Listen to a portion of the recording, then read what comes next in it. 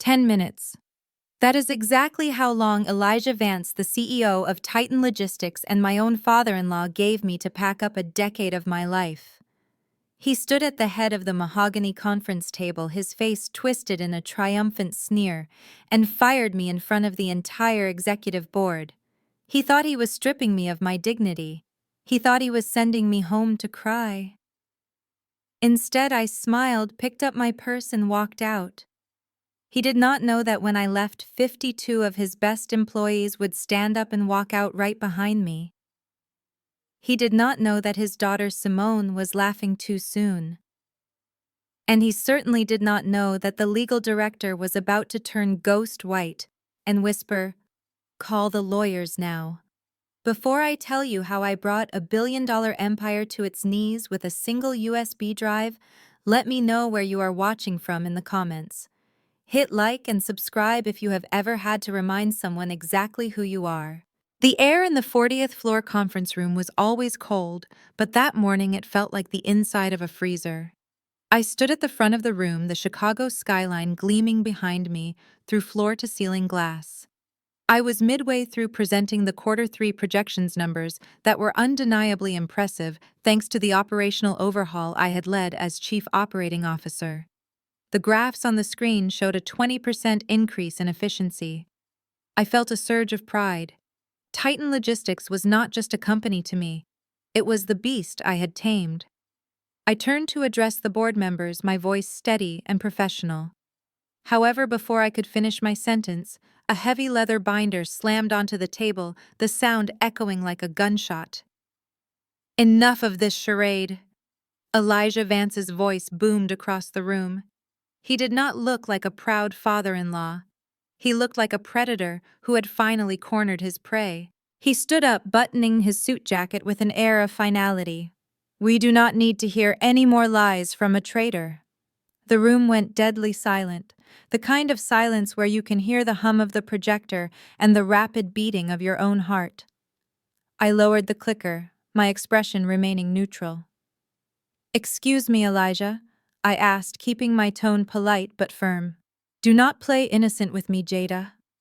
He slid a manila envelope across the polished wood surface. It spun until it stopped right in front of me. "Open it." I opened the envelope. Inside were grainy photographs. They showed me sitting at a dinner table in a dimly lit restaurant laughing with a man. I recognized the man immediately. He was the CEO of Omni Freight, our biggest competitor. The timestamps on the photos were from last week. The only problem was I had been in bed with the flu last week. These were doctored. It was a deep fake, and a lazy one at that. I looked up and saw Brad, my brother-in-law, sitting to Elijah's right. Brad was leaning back in his chair, a smug, satisfied grin plastered on his pale face. He adjusted his silk tie, his eyes mocking me. "You are fired for corporate espionage and breach of fiduciary duty," Elijah announced, his voice dripping with venom. "We have evidence that you have been selling our proprietary routing algorithms to Omni Freight." I looked at the photos again, then at the board members. They were all avoiding my gaze, looking at their tablets or their hands. They knew. They all knew this was a setup. Elijah had been looking for a reason to oust me ever since Brad married his daughter Simone and decided he wanted to play executive. Brad had an online MBA and a lot of ambition, but zero talent. I was the obstacle. "This is ridiculous," I said, tossing the photos back. "You know these are fake." "I was homesick last Tuesday. Julian can verify that." I looked at my husband Julian, who was sitting at the far end of the table. He did not look up. He was staring intently at his water glass, his shoulders hunched. A knot of ice formed in my stomach. Even my husband was in on it. "Your husband is loyal to this company and this family," Elijah barked. "Unlike you. You are a liability, Jada. You are terminated effective immediately.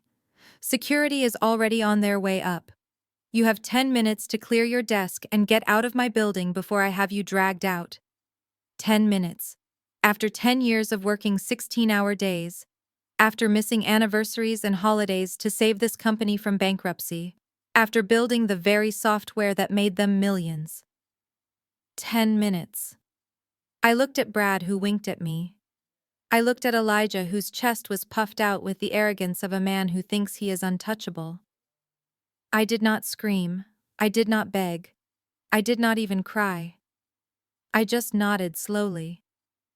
Understood, I said. My voice was dangerously calm. I closed my laptop. I unplugged the HDMI cable. 10 minutes is generous, Elijah sneered. Brad will be taking over your office and your duties immediately. Leave the laptop. That is company property. I slid the laptop across the table toward Brad. He stopped it with one hand, looking like a child who had just been given a new toy he did not know how to use. Good luck, Brad, I said. You are going to need it. I turned my back on them and walked toward the heavy glass doors.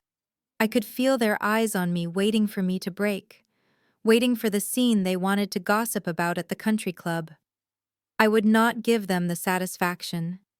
I walked out of that boardroom with my head high, my heels clicking a steady rhythm on the marble floor, marking the countdown to their destruction.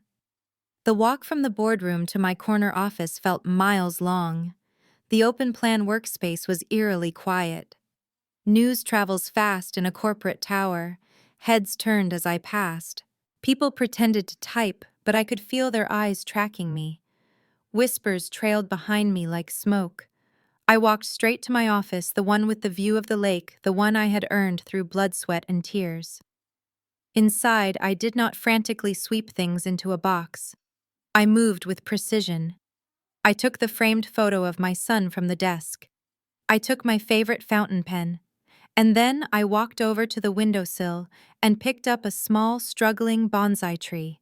It was the only living thing in this sterile environment that I actually cared about. The door to my office opened. I did not need to turn around to know who it was. The scent of expensive cologne and weak will filled the room. Jada, Julian said. His voice was soft, pleading. I continued to wipe down the surface of my desk with a tissue, refusing to look at him. Dad made me do it.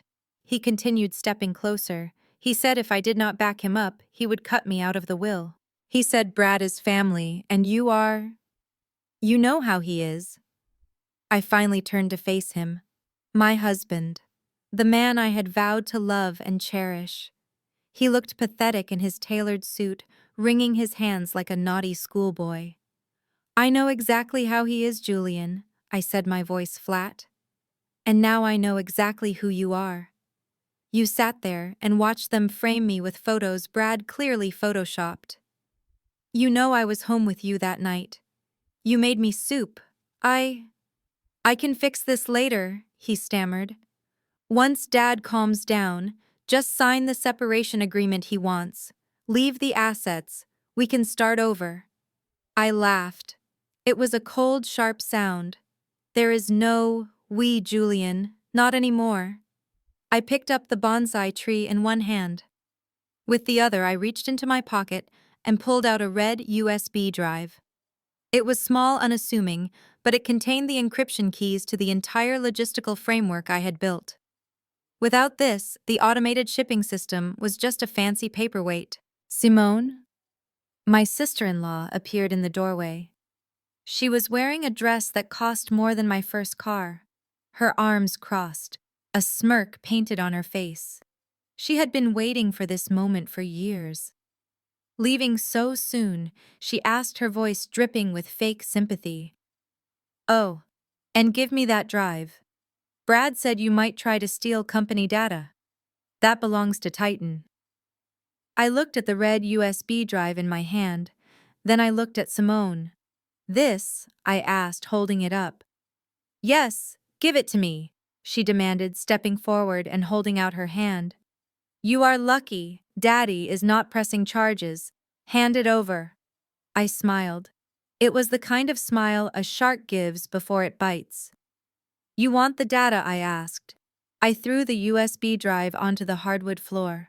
Before she could react, I brought the heel of my stiletto down on it. The plastic crunched loudly. I twisted my heel, grinding the internal chip into dust. Oops, I said, stepping back. Clumsy me. Simone shrieked, looking at the shattered pieces on the floor. You crazy witch daddy is going to kill you! I stepped over the debris, holding my bonsai tree like a shield. Tell Elijah he can try, I said, but he might want to check the server room first. It is trash now. Just like this company. I walked past her, brushing my shoulder against hers. I stepped out into the main bullpen where 52 pairs of eyes were watching me. I did not say a word. I did not have to. I just looked at Marcus, my IT director, and gave a nearly imperceptible nod. It was time. The real show was about to begin. I stepped out of my office, and the heavy glass door clicked shut behind me with a finality that echoed through the entire floor. The bullpen, usually a chaotic symphony of ringing phones and shouting logistics coordinators, was deadly silent. It was the kind of silence that happens right before a storm breaks. Every single eye was fixed on me. They had heard the shouting from the conference room. They had seen security hovering by the elevators. Elijah and Brad thought they were witnessing my walk of shame. They thought they were watching a defeated woman leaving the empire she helped build. They were wrong. This was not a retreat. It was a revolution. I adjusted my blazer and began to walk down the main aisle. My heels struck the concrete floor with a steady, rhythmic cadence. I did not look at the floor. I did not look at the security guards. I looked straight ahead at the people who had spent the last 5 years in the trenches with me. I locked eyes with Marcus, my director of IT. He was sitting at his station, his hands hovering over his keyboard, waiting. Marcus was a genius who could have worked for Google or Apple, but he stayed at Titan because of me. He stayed because I respected him.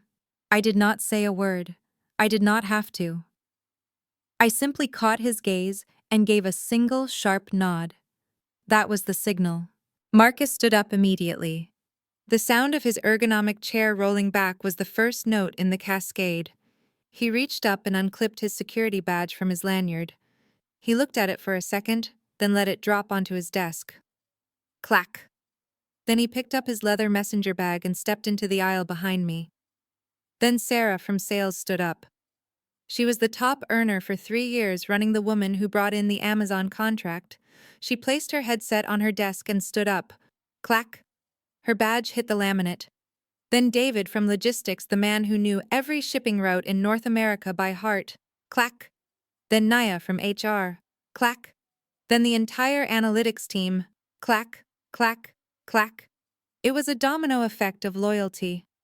One by one, row by row, 52 of the most talented people in the industry stood up. They did not pack boxes. They did not clear their browser histories. They just grabbed their coats and their bags. The sound of 52 badges hitting 52 desks sounded like hail hitting a tin roof. It was a beautiful sound. It was the sound of Titan Logistics dying. The door to my old office flew open and slammed against the wall. Brad stumbled out, his face flushed a deep, ugly red. He looked like he was about to have a stroke. He saw the empty chairs.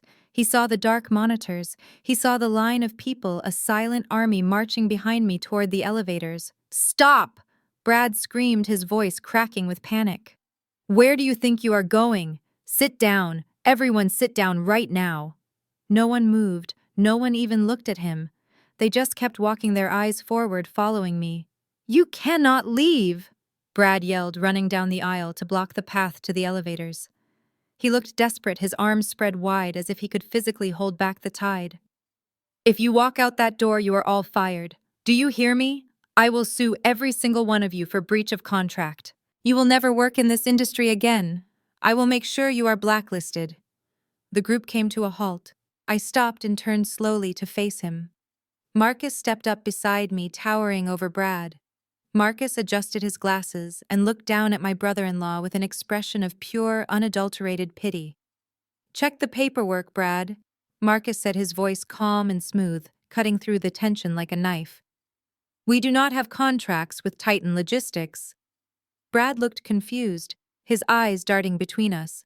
"What are you talking about? You work here. I sign your paychecks." "No," Marcus replied, a small, satisfied smile playing on his lips. "You sign checks to a vendor. Jada hired us. Our employment contracts are with Atlas Solutions. Titan just leases our services from her. And since you just illegally terminated the CEO of Atlas Solutions without cause, our obligation to be in this building ended exactly 3 minutes ago. Brad's mouth fell open. He looked from Marcus to me, the color draining from his face as the realization hit him. He had not just fired me, he had fired his entire workforce. I stood by the elevator buttons and pressed the down arrow. The light turned green. "We are not your employees, Brad," I said, my voice cold. "We are the product." And the product just left the building. The elevator doors chimed open. I stepped inside, followed by Marcus, Sarah, David, and as many others as could fit. As the doors slid shut, the last thing I saw was Brad standing alone in the middle of a silent, empty room, realizing he was the captain of a ghost ship. The silver doors of the elevator slid shut with a soft chime, sealing Jada and her army of 52 loyalists away from the wreckage they left behind. The silence that followed was not peaceful. It was the heavy, suffocating silence of a tomb. The bullpen, usually alive with the hum of commerce and the ringing of phones, was now a vast wasteland of empty chairs and dark monitors. Brad stood in the center of the room, his chest heaving. He stared at the digital numbers above the elevator, counting down to the lobby, his face a mask of disbelief that was slowly curdling into panic.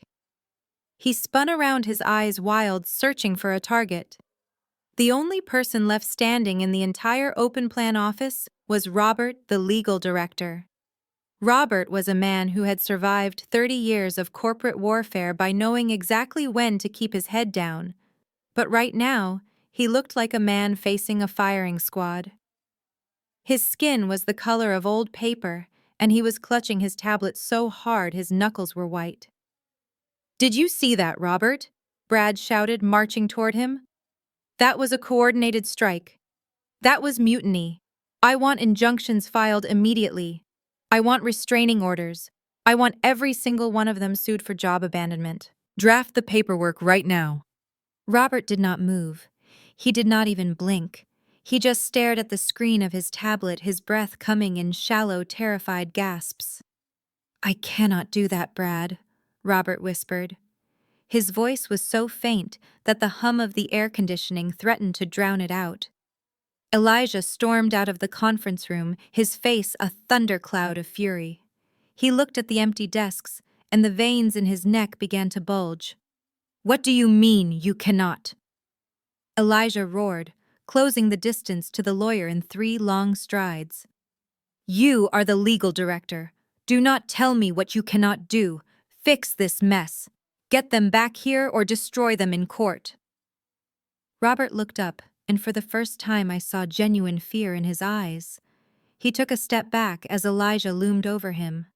"Sir, you do not understand," Robert stammered. "You did not just fire an employee.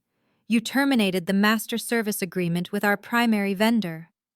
Elijah stopped cold. "Speak English, Robert, or you will be next." "Jada does not just work here," Robert said, his voice trembling. "She owns Atlas Solutions. That is the staffing agency that technically employs everyone in this room, the IT department, the logistics coordinators, the sales team.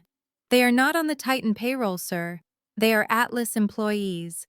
We pay Atlas a fee, and Jada pays them." Brad laughed, a high-pitched, nervous sound that grated on the nerves. "So what? Who cares who writes the checks?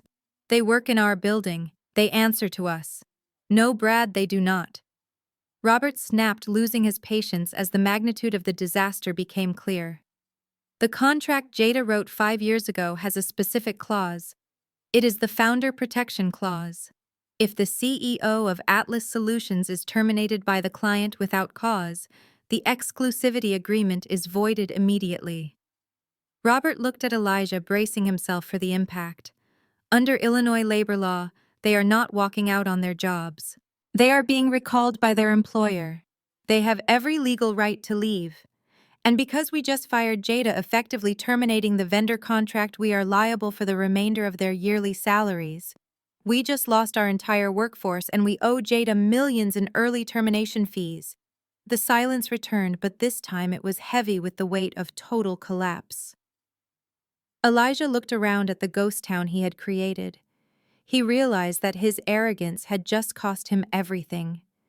He had fired the one person who held the keys to the kingdom. "You said she was just an employee." Elijah whispered, his voice shaking with a terrifying rage. He looked at Brad. "You said she was disposable." "I thought she was." Brad squeaked, backing away until he hit a filing cabinet. "You idiot!" Elijah screamed. The sound tore through his throat, a primal roar of destruction. He grabbed a heavy crystal ashtray from the reception desk. It was a solid block of glass heavy enough to kill a man. With a cry of pure fury, he hurled it across the room. It flew past Brad's head, missing him by inches, and smashed into the drywall with a violence that sent shards of crystal and plaster raining down onto the empty carpet. "Get her back!" Elijah bellowed, his face turning a dangerous shade of purple. "Call the lawyers. Call the police. I do not care what you have to do. Get her back here now." I slid into the driver's seat of my matte black Mercedes G-Wagon. The heavy door closed with a reassuring thud, shutting out the noise of the city and the chaos I had just left on the 40th floor. The leather was cool against my back. I took a deep breath, inhaling the scent of expensive interior and freedom. My hands were steady as I gripped the steering wheel. I expected to feel fear. I expected to feel the crushing weight of unemployment. Instead, I felt lighter than I had in years. I felt like a weapon that had finally been unsheathed. My phone, resting on the center console, lit up. It vibrated against the leather, shattering the silence.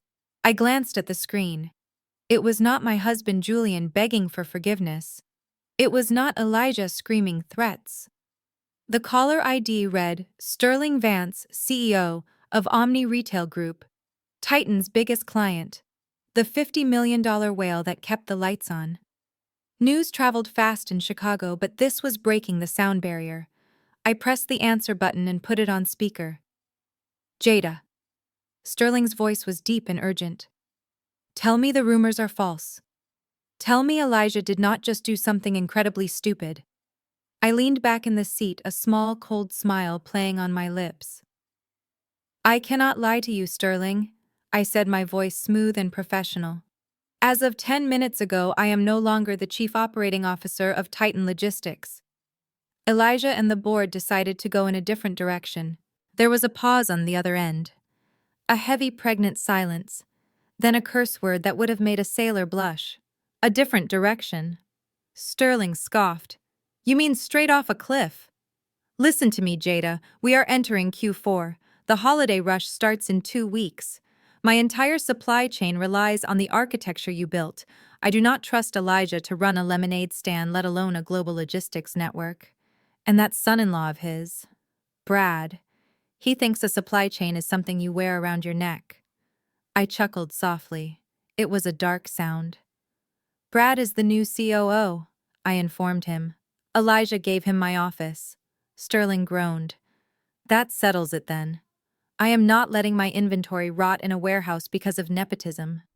"I need to know right now, Jada. Does the Omni contract stay with the building, or does it go with the brain?" I looked up through the windshield at the towering glass monolith of Titan Logistics. I could almost see the panic starting to spread through the floors above. They thought they owned the clients because they owned the servers. They forgot that relationships are built on trust and competence is the only currency that matters. "You know the answer to that, Sterling," I said, starting the engine. The engine roared to life, a low, powerful growl that vibrated through the chassis. "Titan without me is just a shell corporation with a nice view. It is a dead body that has not realized it stopped breathing yet." "That is what I thought." Sterling said, the relief evident in his voice.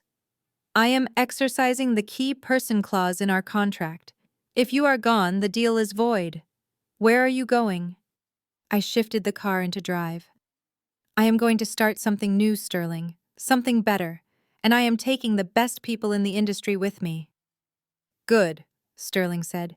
"Send me the new contract when you land. I do not care what the letterhead says as long as your signature is at the bottom." I hung up the phone. The $50 million contract was gone. Titan was bleeding out. and they did not even know they had been cut. I pulled out of the parking garage and into the stream of traffic, leaving the past in my rearview mirror. The sun was shining, and for the first time in a long time, the road ahead looked wide open. The drive home usually calmed me. The sight of Lake Michigan, vast and endless, had a way of putting corporate battles into perspective. But today the lake looked gray and turbulent, mirroring the storm brewing inside me. I parked the G-Wagon in my reserved spot, the engine's purr dying away into silence. I sat there for a moment, steeling myself. The boardroom was just the opening act. The real war was waiting for me in the penthouse. I took the private elevator up to the top floor. The doors opened directly into our foyer, a space designed to impress with marble floors and art that cost more than most people's homes. But today, the pristine elegance was marred by chaos. My luggage, 2 Louis Vuitton suitcases and a set of garment bags, was piled haphazardly in the middle of the hall. It looked like trash left out for collection. I stepped out of the elevator, my heels clicking sharply on the stone. Julian was sitting on the velvet bench near the door, a glass of dark red wine in his hand. He was already drunk. It was barely noon. He looked up at me, his eyes glassy and unfocused, a crooked smile playing on his lips. "You are home early," he slurred, swirling the wine in his glass. "Or should I say you are leaving early?" I looked at my bags, then at him. The man I had married, the man who had promised to stand by me, was now just another pawn in his father's game. "Did you pack these, Julian?" I asked, my voice calm. "Or did you have the housekeeper do it because you were too busy drinking your courage?" He laughed, a bitter, ugly sound. He stood up, swaying slightly, and took a step toward me. "It does not matter who packed them, Jada. What matters is that they are packed." Dad called. He told me everything. "You tried to burn down the company. You tried to steal our legacy." "Our legacy," I scoffed. "I built that legacy, Julian." "You just spent the dividends." He narrowed his eyes, his expression hardening into something cruel. "Not anymore," he said. "Dad told me to change the codes. You are locked out, Jada. Locked out of the company. Locked out of the accounts. And as of right now, locked out of this marriage." He reached into his jacket pocket and pulled out a folded document. He tossed it onto the pile of luggage. It landed with a soft thud. "Sign the divorce papers," he demanded. "Leave the assets. Leave the shares. Dad says if you sign now and walk away quietly, he will not sue you for corporate sabotage. He will not send you to prison for destroying that drive. It is a generous offer, Jada. Take it." I looked at the papers. Then I looked at Julian. He thought he had won. He thought he held all the cards because his father told him so. He did not realize he was playing a game I had already rigged. I reached into my purse and pulled out my phone. I opened the camera app and hit record. I held it up, framing Julian, the wine glass, and my bags in the shot. "Say that again, Julian," I said, my voice steady. "Tell me again how your father is using legal threats to coerce me into signing away my marital assets under duress. I want the judge to hear it clearly." Julian froze. He stared at the phone, then at me. The cruelty in his eyes flickered, replaced by a sudden flash of fear. He lunged for the phone. "Put that away," he shouted.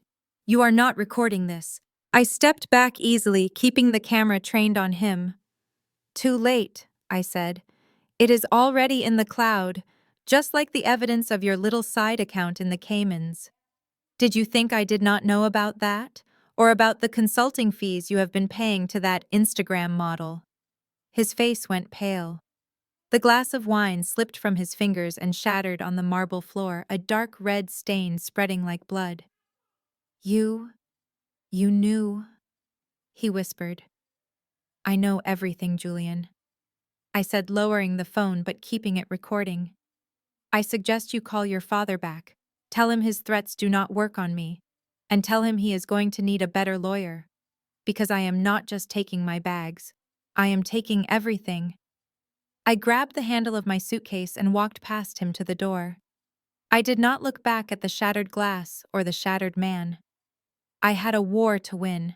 The sun rose over Chicago, casting a deceptively peaceful golden glow on the glass facade of the Titan Logistics Tower. Inside, however, the atmosphere was anything but serene. It was the first morning of the new regime. Brad sat in my former office, his feet propped up on the desk I had cleared only yesterday. He was sipping an espresso, feeling like the king of the world. He had finally won. He had the title, the corner office, and the power. He adjusted his silk tie, took a deep breath of the filtered air, and decided it was time to check the numbers. He wanted to see the empire he now commanded. Brad swiveled the chair around to face the triple monitor setup I had left behind. He reached for the keyboard and typed in the universal administrative credentials Elijah had given him. He hit enter with a flourish, expecting to see the complex dashboard of global shipping routes, real-time inventory tracking, and profit margins that I had meticulously coded. Instead, the screens flickered. A single harsh red box appeared in the center of the middle monitor. It pulsed like a warning beacon.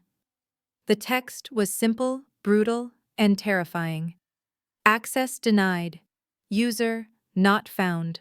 License key invalid. Brad frowned. He typed the password again, slower this time, assuming he had made a typo. He hit enter. Access denied. System lockdown initiated.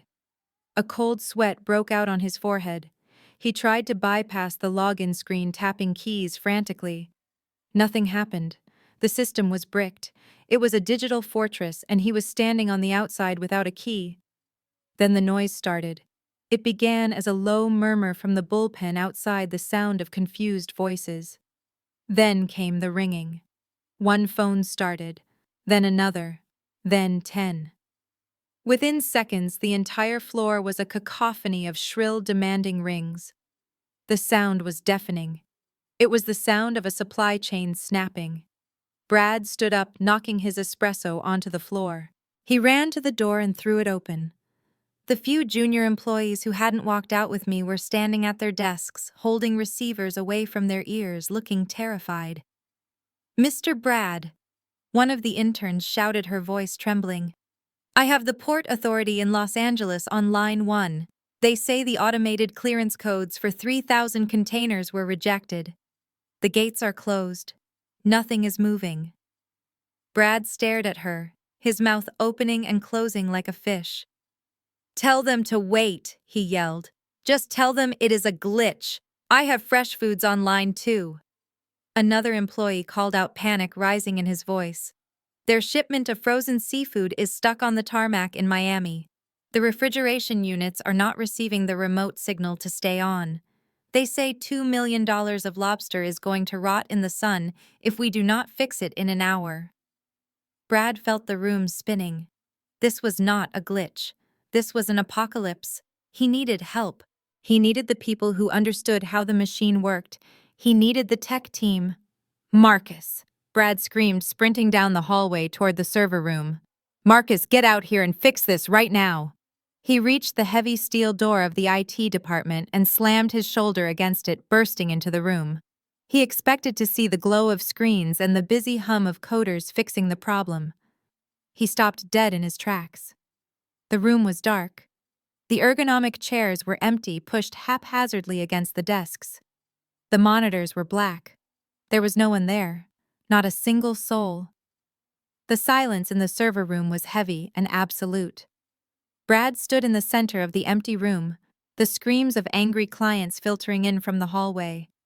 He looked at the silent servers, the blinking lights that indicated a system in stasis. He realized then that he hadn't just fired a woman. He had fired the brain of the company, and now the body was going into cardiac arrest. He pulled out his phone, his hands shaking so violently he almost dropped it. He dialed the only number he could think of. He dialed Elijah. "Dad." Brad whispered into the phone, his voice cracking. "The system is gone. It is all gone." I pulled my G-Wagon into the circular driveway of Elijah's Buckhead estate. The house was a monument to old money and new debt, a sprawling Georgian mansion that looked perfect on the outside, but was rotting on the inside, just like the family that lived there. I was not there to make peace. I was not there to negotiate. I was there for one thing only: my 4-year-old son Leo. I marched up the stone steps and rang the bell. I did not wait. I rang it again, and again. Finally, the heavy oak door swung open. My mother-in-law, Beatrice Vance, stood there. She was wearing a Chanel suit that I knew I had paid for with last year's bonus. She did not move to let me in. She stood planted in the doorway, her arms crossed, a look of nervous defiance on her face. "Where is Leo?" I asked, my voice cutting through the humid Atlanta air. Beatrice pursed her lips. "He is playing in the sunroom, and he is staying there until you fix what you broke." "Excuse me," I asked, stepping closer. "Elijah called." Beatrice said, her voice trembling slightly. "He said the company is paralyzed. He said you locked them out. You are going to give me the new server passwords, Jada. You are going to unlock the system right now. If you do not, you are not taking Leo." I stared at her. I looked at this woman, who I had treated like a mother for 10 years. She was holding my child hostage for an admin password. "Beatrice," I said, my voice dropping to a dangerous whisper, "you have exactly 3 seconds to step aside. If you do not, I am not calling a locksmith. I am calling the police, and I will have you arrested for kidnapping. Do you want to see that on the evening news? Grandmother arrested for holding child ransom." Her eyes widened. She took a half step back, her resolve crumbling. But before she could move, Simone appeared from the hallway. My sister-in-law was holding a crystal flute of champagne, her eyes bright with malice and day drinking. "Do not let her in, Mom," Simone shrieked. "She ruined everything. Brad is going to lose his job because of her." Simone lunged at me. It was a clumsy, desperate attack fueled by alcohol and entitlement. She aimed her manicured nails at my face, screaming something about ruining her life. I did not flinch. I did not even raise my hands. I simply pivoted on my heel, a smooth, practiced motion. Simone's momentum carried her forward. She stumbled past me, her heels catching on the expensive Persian rug. She flailed, trying to find her balance, but it was too late. She crashed headfirst into the antique console table behind me. On that table sat a meticulously arranged tower of champagne glasses ready for their evening gala. The sound was spectacular. Glass shattered in a cascading symphony of destruction. Champagne exploded outwards, soaking Simone's silk dress and drenching the rug. She landed in the middle of the wet, jagged mess with a shriek of pain and humiliation. Beatrice screamed, her hands flying to her mouth. I did not look at Simone. I stepped over a shard of crystal and walked past Beatrice into the house. I went straight to the sunroom. Leo looked up from his blocks, his face lighting up. "Mommy!" he yelled, running into my arms. I picked him up, holding him tight against my chest. I grabbed his backpack and walked back to the foyer. Simone was sobbing on the floor, picking glass out of her hair. Beatrice was frozen against the wall. I paused at the door. "Tell Elijah the password price just went up," I said. I walked out to my car, buckled my son in, and drove away, leaving them to clean up their own mess. The warehouse in the West Loop was a stark contrast to the sterile luxury of the Titan Tower. It smelled of old brick-roasted coffee and revolution. I had leased this space 6 months ago under a shell company, sensing that the day would come when I needed a lifeboat. I just did not expect that lifeboat to turn into a battleship so quickly. When I walked in holding Leo's hand, the hum of activity was already deafening. 52 of the sharpest minds in the logistics industry had transformed the empty industrial loft into a command center. Folding tables were arranged in rows. Laptops were open. Whiteboards were already filled with shipping routes and client lists. This was not a group of unemployed people wondering where their next paycheck would come from. This was King Logistics, and we were already at war. I handed Leo a tablet and settled him on a beanbag chair in the corner with his noise-canceling headphones. Sarah, my VP of sales, walked up to me. She looked more alive than she had in years. She handed me a coffee. "Omni Retail just sent over the signed contract," she said, her eyes gleaming. $50 million. It is official. We are live." I took a sip of the coffee. It tasted like victory. "Good," I said. Get the fleet moving. I want their inventory on the road by midnight. Just then, Marcus called out from the back of the room. He had set up his station in what used to be a freight elevator. He was surrounded by 4 monitors, the screens cascading with lines of green code. Jada, you need to see this, Marcus said, his voice tight. I walked over, the click of my heels on the concrete drawing the room's attention. What is it? I asked, leaning over his shoulder. Brad is getting desperate, Marcus said, pointing at the screen. He is not just trying to reset the passwords anymore. He hired outside help. I am seeing a brute force attack on the firewall. The IP traces back to a black hat group in Eastern Europe. He is paying hackers to break into the Atlas system. I watched the lines of code scroll by. Brad was not just incompetent, he was reckless. Attempting to hack a vendor's proprietary software was a federal crime. He was handing me the nails for his own coffin. He wants to regain control of the routing software, Marcus explained. If he gets in, he can override the lockout and seize the data. I can block the IP range. I can shut him out completely. I stared at the screen. I thought about Brad sitting in my old office, sweating through his expensive shirt, terrified of his father-in-law's wrath. If I blocked him, he would know he failed. He would try something else. He might even try something legal. No, I said softly. Marcus looked up at me, confused. No, do not block him, I said, a plan forming in my mind. If you block him, he panics. I want him to feel safe. I want him to think he won. I pointed to a specific sector of the code. Open a backdoor, I ordered. Wrote his connection to the sandbox environment. The sandbox was a simulation. It was a mirror image of the real system used for testing and training. It looked real. It acted real. It allowed you to issue commands, route trucks, and manage inventory. The only difference was that it was not connected to the real world. Nothing actually moved. You want me to let him play a video game? Marcus asked, a slow grin spreading across his face. Exactly, I said. Let him think he cracked the code. Let him issue orders to the fleet. Let him think he is saving the day. Meanwhile, the real trucks will be taking orders from us. By the time he realizes he has been moving ghost ships, his clients will have already signed with us. Marcus began typing furiously. Consider the door open, boss. He is in. I watched the screen as the red warning lights turned green. Brad was in the sandbox. He was currently commanding a fleet of imaginary trucks to save his crumbling empire. I turned back to the room. All right, everyone, I announced. Brad is distracted. Let us go steal his company. The heavy oak doors of Le Monde swung open, and Julian strode in with the confidence of a man who believed he had just inherited the kingdom. The restaurant was the kind of place where the water menu had prices, and the lighting was designed to make everyone look rich. Beside him was Tiana, an Instagram model whose affection was strictly transactional. She was currently filming a story for her followers, panning the camera over the crystal chandeliers and then landing on Julian. He flashed a winning smile, adjusting the lapels of his suit. He felt invincible. Jada was gone. His father and Brad had reclaimed the throne, and Julian was ready to enjoy the spoils of a war he had watched from the sidelines. They were seated in a plush velvet booth near the window.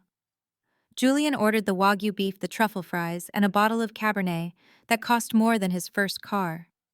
He wanted to celebrate. He wanted to taste the victory. To the new era, Julian said, raising his glass. To Brad running the show and me spending the money. Tiana clinked her glass against his, her eyes glued to the diamond tennis bracelet on her wrist that Julian had promised to upgrade next month. So does this mean we are going to Paris for Fashion Week? She asked, taking a sip of the expensive wine. Baby, we are going everywhere, Julian boasted. Jada kept a tight leash on the accounts, but she is history. The company credit line is wide open now. The meal was decadent. Julian ate with gusto, fueling his ego with every bite. He felt like a titan of industry. He forgot that he had never negotiated a contract or managed a supply chain in his life. He only knew how to swipe a card. When the check arrived, it came in a leather folder that smelled of old money. The total was $540. Julian did not even blink. He reached into his wallet and pulled out the heavy black Titan Logistics corporate card. It was a supplementary card issued under the executive account, but he treated it like his personal piggy bank. He tossed it onto the table with a flourish. "Take care of that," he said to the waiter, not bothering to make eye contact. "And add 20% for yourself." The waiter bowed and took the folder. Julian leaned back, putting his arm around the booth behind Tiana. "See?" he said. "This is the life. No more budgets. No more lectures from Jada about fiscal responsibility. Just us and the good life." Tiana smiled, but her eyes were already drifting to the next table, where a famous rapper was seated. The waiter returned. He was walking differently this time. His head was down and his steps were brisk. He stopped at the table and cleared his throat. "I apologize, sir," the waiter said softly. "The card was declined." Julian laughed. "That is impossible. It is a black card. There is no limit. You probably swiped it wrong. Run it again." "We did, sir. 3 times. The machine says the card has been deactivated." "Do you have another form of payment?"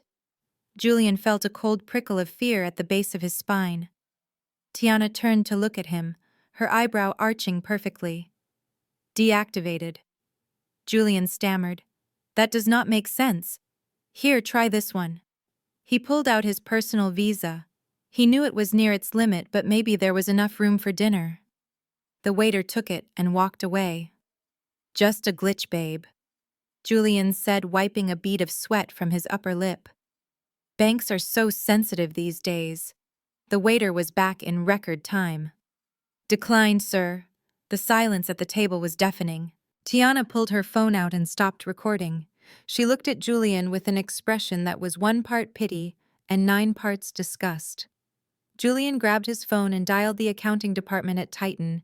He needed to yell at someone. He needed to fix this before Tiana walked out. "Linda, pick up," he hissed into the phone. "Hello." Linda's voice answered. She sounded tired. "Linda, why are my cards not working?" Julian shouted. "I am at a client dinner and I look like an idiot. Fix it." "Mr. Vance," Linda said, her voice dropping to a professional monotone.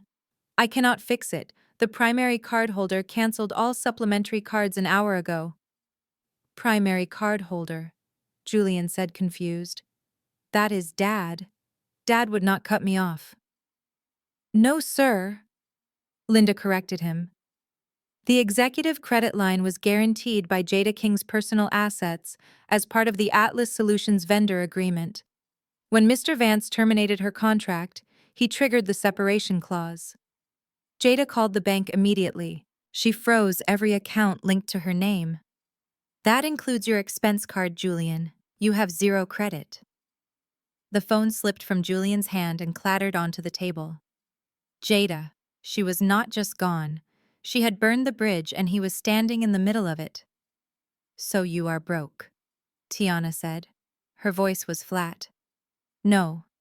"Tiana, listen. It is just a legal thing." Julian pleaded, reaching for her hand. "I can fix this. I just need to call my dad." "Your dad is not here, Julian," Tiana said, standing up. "And neither am I. I do not do charity work." She grabbed her purse and walked out of the restaurant without looking back. The entire dining room watched her go.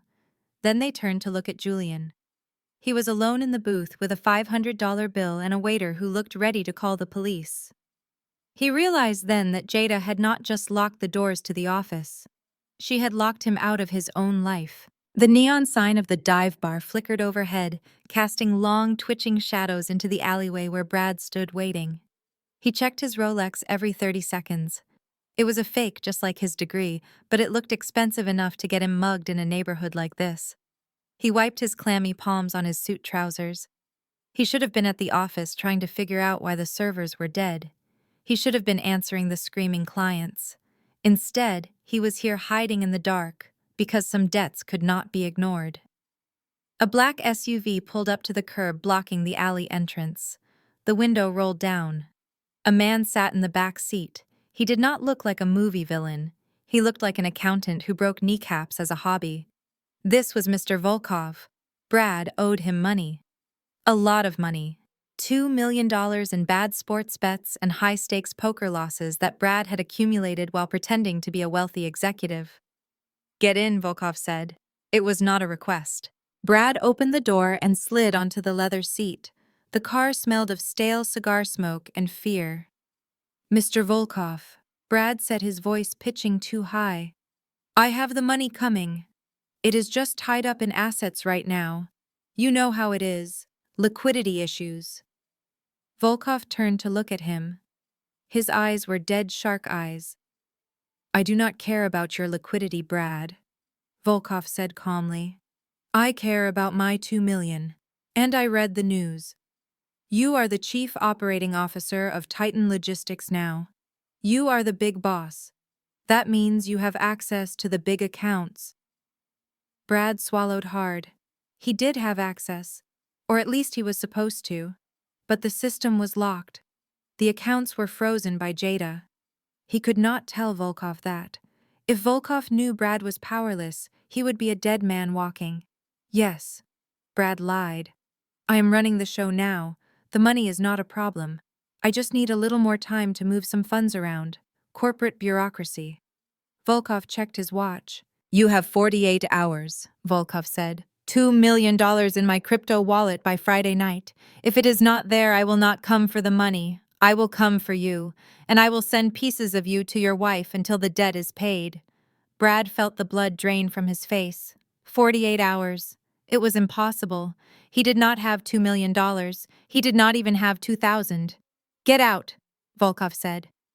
Brad stumbled out of the car. The SUV sped away, leaving him alone in the rain. He leaned against the brick wall, hyperventilating. He needed cash. Fast. He could not get it from the bank. Jada had locked the credit lines. He could not ask Elijah. The old man would kill him if he knew about the gambling. Then a thought struck him. A dark, desperate idea born of pure terror. The payroll fund. Titan processed payroll for 3,000 truck drivers on Thursday. It was a massive pool of liquid cash that sat in a clearing account before being distributed. It was millions of dollars. Jada usually approved the transfer, but Jada was gone. As the acting CEO, Brad had the physical security token for the wire transfers. He could access that account. He pushed off the wall, his eyes manic. He would transfer the money to Volkov. He would tell the drivers there was a technical glitch with the banks. He would buy himself time. Then once he figured out how to unlock the system and get the company running again, he would pay it back. No one would ever know. It was stealing, yes, but the alternative was a shallow grave. Brad straightened his tie. He had a robbery to commit. The emergency shareholders meeting was a masterpiece of damage control theater. Elijah stood at the podium in the grand ballroom of the Ritz-Carlton, his silver hair perfectly coiffed, his suit impeccable. He radiated confidence, the kind that had fooled investors for decades. Behind him, a massive screen displayed a generic pie chart showing stabilized growth. The room was packed with nervous investors, their faces illuminated by the glow of tablets and phones, all checking the plummeting stock price. Ladies and gentlemen. Elijah began, his voice smooth and reassuring. I know there have been rumors. Wild, unfounded rumors. I am here to tell you that Titan Logistics is stronger than ever. The recent disruptions are merely a temporary hiccup caused by a personnel transition. A hand went up in the front row. It was Mr. Henderson, a major shareholder. Transition? Henderson asked, his tone skeptical. We heard your COO walked out with the entire staff. We heard the Omni contract is gone. Elijah chuckled, a dismissive sound. Fake news. Mr. Henderson. Jada King did not walk out. She was placed on medical leave. Unfortunately, the pressure of the job caused a severe mental health crisis. She was becoming erratic, paranoid. We had to remove her for her own safety and the safety of the company. It is a tragedy, really. The murmurs in the room softened. Mental health. It was a plausible story. It made Elijah look like the benevolent patriarch caring for a sick family member. As for the staff, Elijah continued gaining momentum. We are restructuring, trimming the fat. We are leaner, meaner, and ready to dominate Q4. Suddenly, the screen behind him flickered. The generic pie chart vanished. Static filled the massive display, accompanied by a high-pitched screech that made everyone cover their ears. Then the image cleared. It was not a slide deck. It was a live video feed. And there she was, Jada King, sitting in her new command center, looking very much sane and very much in control. "Good morning, shareholders," Jada's voice boomed through the ballroom speakers, clear and authoritative. "I hate to interrupt Elijah's fairy tale, but I thought you deserved the truth." Elijah spun around, his face draining of color. "Cut the feed," he screamed at the AV technicians. "Cut it now." But the technicians were locked out. Jada had bypassed the hotel's system. "I am not having a mental health crisis, Elijah." Jada continued, her eyes locking onto the camera. "I am having a moment of clarity, and so should you." She pressed a key. The screen split. On one side was Jada. On the other was a real-time financial dashboard of Titan Logistics. The numbers were bleeding red. "This is your real P&L statement," Jada said. "Titan has been operating at a loss for 3 quarters. The only thing keeping you afloat was the Omni contract, which is now gone. And speaking of gone," the screen changed again. This time it showed a bank transfer log. It was time-stamped from this morning. "This is a wire transfer authorized by your new COO, Brad Vance," Jada narrated. $500,000 sent to an offshore account in the Cayman Islands. It was labeled consulting fees, but the recipient account is linked to a known gambling syndicate. The room erupted. Shareholders jumped to their feet, shouting. Phones were raised, recording the screen. Henderson looked furious. "You are stealing from us," Henderson yelled at Elijah. Elijah stood frozen on stage, the light of the screen casting him in a harsh, unflattering glare. He looked at the evidence of his son-in-law's theft, massive and undeniable. He looked at the angry mob of investors. And then he looked at Jada's face on the screen, calm and victorious. "The mental health crisis is not mine, Elijah," Jada said, her voice cutting through the chaos. "It is yours. You just let a thief rob your company blind because he was family." The screen went black, but the damage was done. The shareholders were not just nervous anymore. They were out for blood, and they were looking right at Elijah. The manor at Buckhead was a prison wrapped in velvet and ivy. Elijah paid $12,000 a month to keep his mother, Ms. Odessa Vance, tucked away in this high-end facility. He told the board she was senile.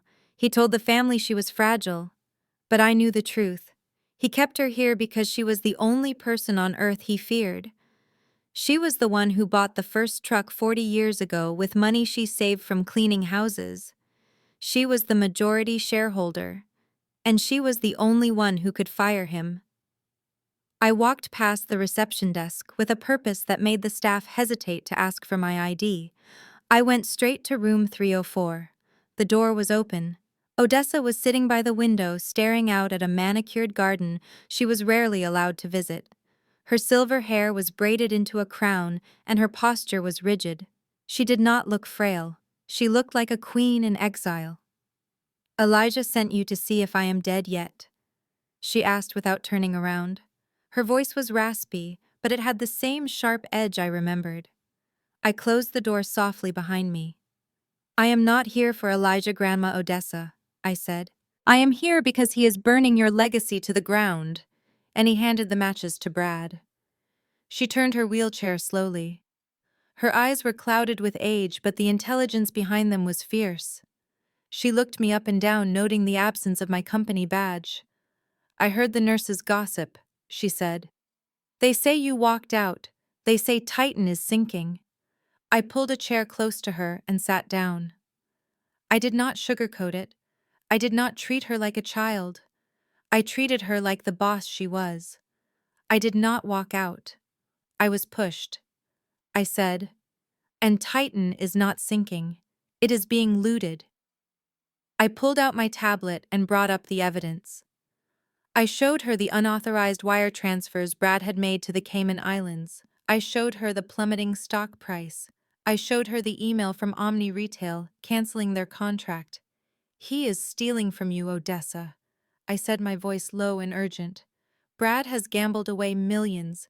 Elijah is covering it up to save face. They are going to bankrupt the company within a month, and when they do this place, I gestured to the luxurious room. This gets cut off too. Elijah will leave you here with nothing. Odessa stared at the screen. Her hands gnarled with arthritis, and decades of hard work began to shake. It was not fear. It was rage, a pure molten fury that radiated off her in waves. He thinks I am stupid, she hissed. He thinks because my legs do not work, my mind is gone. That boy never respected the work. He only loved the money. And that husband of Simone's. I told Elijah he was a snake the day he walked in. She looked up at me, her eyes locking onto mine. What do you need, Jada? I reached into my bag and pulled out a single document. It was a durable power of attorney. It revoked all previous authorizations and granted full control of her financial and voting assets to a designated proxy. Elijah has a medical proxy based on a forged competency hearing, I said. But we both know you are sound. If you sign this, it overrides his authority. It gives me control of your 51% stake. It gives me the power to veto the board. It gives me the power to stop them. Odessa looked at the paper. She looked at the pen in my hand. She did not hesitate.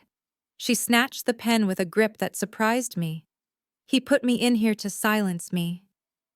She whispered, the pen scratching aggressively against the paper. He forgot that I am the one who gave him his voice. She signed her name. Odessa Vance. The signature was jagged, but it was bold. It was a declaration of war. She handed the document back to me. Take it, she commanded. Go back there. Take my company back. And Jada. I paused at the door, clutching the paper that would end Elijah's reign. Yes, Grandma. When you fire him, she said, a small, terrifying smile playing on her lips. Tell him his mother is very disappointed. The heavy steel door of our makeshift command center did not just open. It was kicked in with a violence that shook the dust from the rafters. 4 uniformed officers stormed into the warehouse, their hands resting on their holsters, barking orders for everyone to step away from their computers. The hum of 52 keyboards stopped instantly. The air in the room went from electric to terrified in a heartbeat. Behind the wall of blue uniforms walked Elijah. He was wearing a trench coat and a look of pure malicious glee. He pointed a shaking finger directly at me. That is her. Elijah shouted, his voice echoing off the exposed brick walls. Arrest her. She stole proprietary data. She is running a criminal enterprise using my company assets. Seize everything. The lead officer, a man with a thick neck and a face that said he had seen it all, marched up to my table. He slammed a piece of paper down on top of my laptop. Jada King, the officer barked. I have a warrant for the seizure of all electronic devices and data storage units related to Titan Logistics. Step away from the desk and put your hands where I can see them.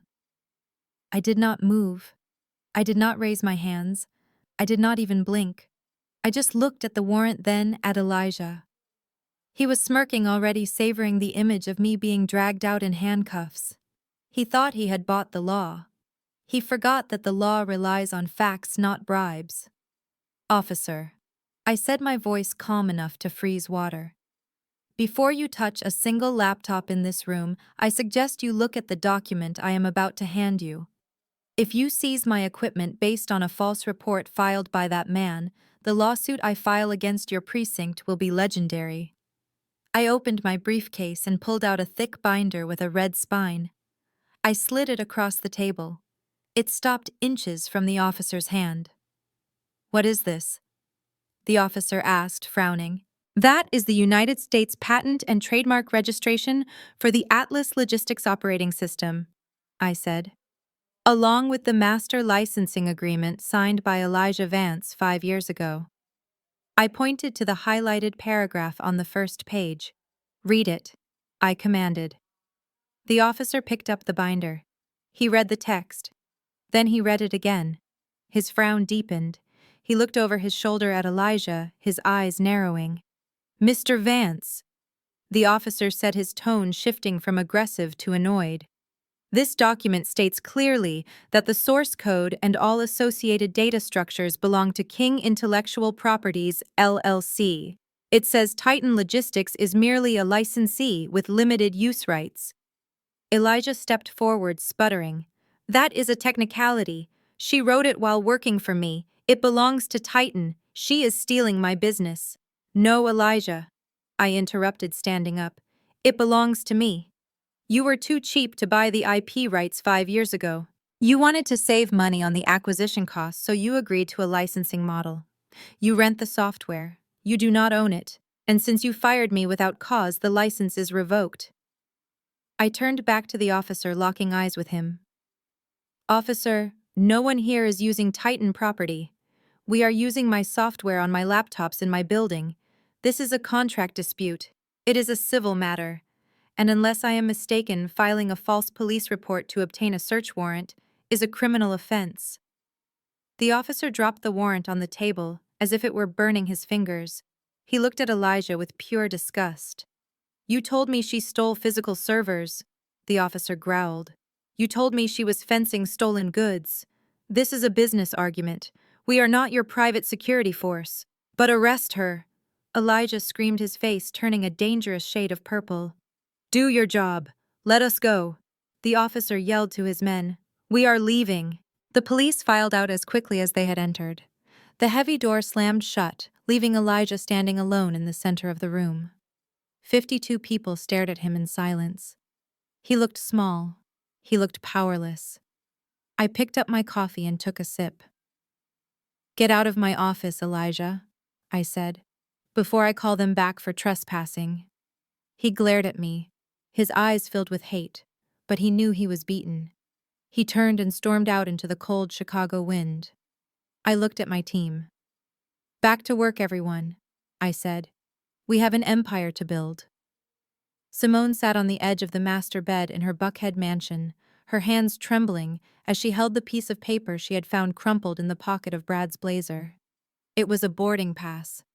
A one-way ticket to the Cayman Islands, departing tonight at 11 p.m.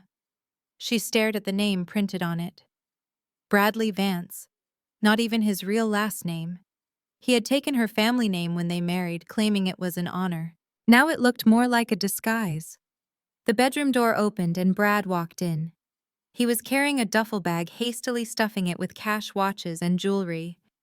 He froze when he saw Simone holding the ticket. His face, usually a mask of charming arrogance, went blank. "Going somewhere?" Simone asked, her voice shaking. "Without me?" Brad sighed, a sound of pure annoyance.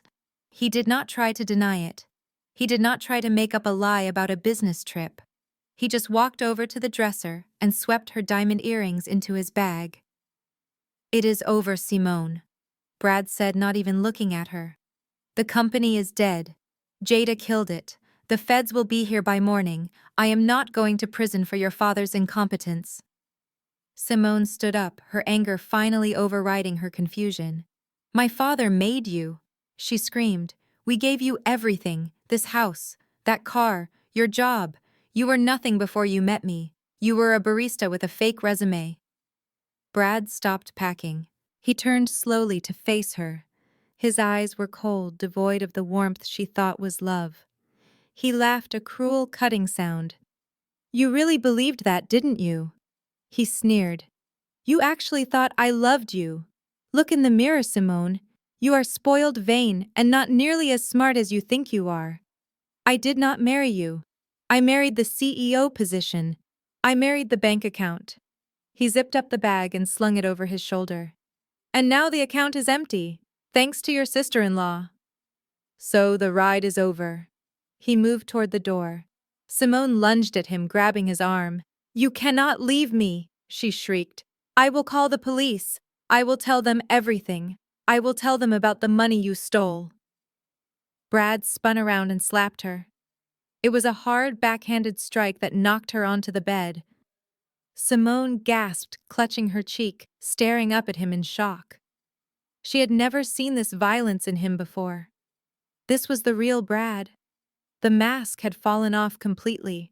"You will not tell anyone anything," Brad hissed, leaning over her. "Because if you do, I will tell them you helped me. I will tell them you signed the transfer orders. I forged your signature on enough documents to put you away for 20 years. He straightened his jacket, looking down at her with contempt. "Goodbye, Simone. Do not wait up." He walked out of the room, leaving her alone in the wreckage of her life. She listened to his footsteps fading down the hall, then the slam of the front door, and finally the roar of his car speeding away into the night. She lay on the expensive duvet, the silence of the empty house pressing down on her, realizing that Jada had been right about everything. The digital clock on my bedside table read 2:12 in the morning when the security system chimed. It was not the alarm. It was the motion sensor at the front gate. I rolled over and grabbed my tablet, tapping the app to bring up the live feed. The camera night vision washed the world in ghostly green and black, but the figure stumbling up my driveway was unmistakable. It was Julian. He was soaked to the bone, his expensive suit ruined by the Chicago rain, and he was swaying like a tree in a gale. I watched from the warmth of my bed as he reached the front door. He did not ring the bell. He pounded on the wood with his fist, a dull, rhythmic thudding that echoed through the quiet house. "Jada!" He screamed, his voice slurred and broken. "Jada, open the door. I know you are in there." I did not get up. I did not go downstairs. I simply pressed the intercom button on my tablet. "Go home, Julian," I said, my voice calm and amplified through the speaker above his head. "You are drunk, and you are trespassing." He looked up at the camera, his face twisted in a mask of misery and rage. His eyes were bloodshot, and his hair was plastered to his forehead. "This is my home," he shouted. "You are my wife. You cannot lock me out. I have nowhere else to go." "Tiana left me. Dad is not answering his phone." "I have nothing, Jada." "You should have thought about that before you helped your father fire me," I replied. "You should have thought about that before you spent our savings on a mistress." He sagged against the doorframe, sliding down until he was sitting on the wet concrete. He put his head in his hands and began to sob. It was a pathetic, ugly sound. "I am sorry," he wept. "I made a mistake. I was scared. Dad pressured me. I still love you, Jada. Please, just let me in. We can fix this. I will testify against Dad. I will do whatever you want. Just do not leave me out here." I watched him cry. A year ago, that sight would have broken my heart. Now I just felt a cold detachment.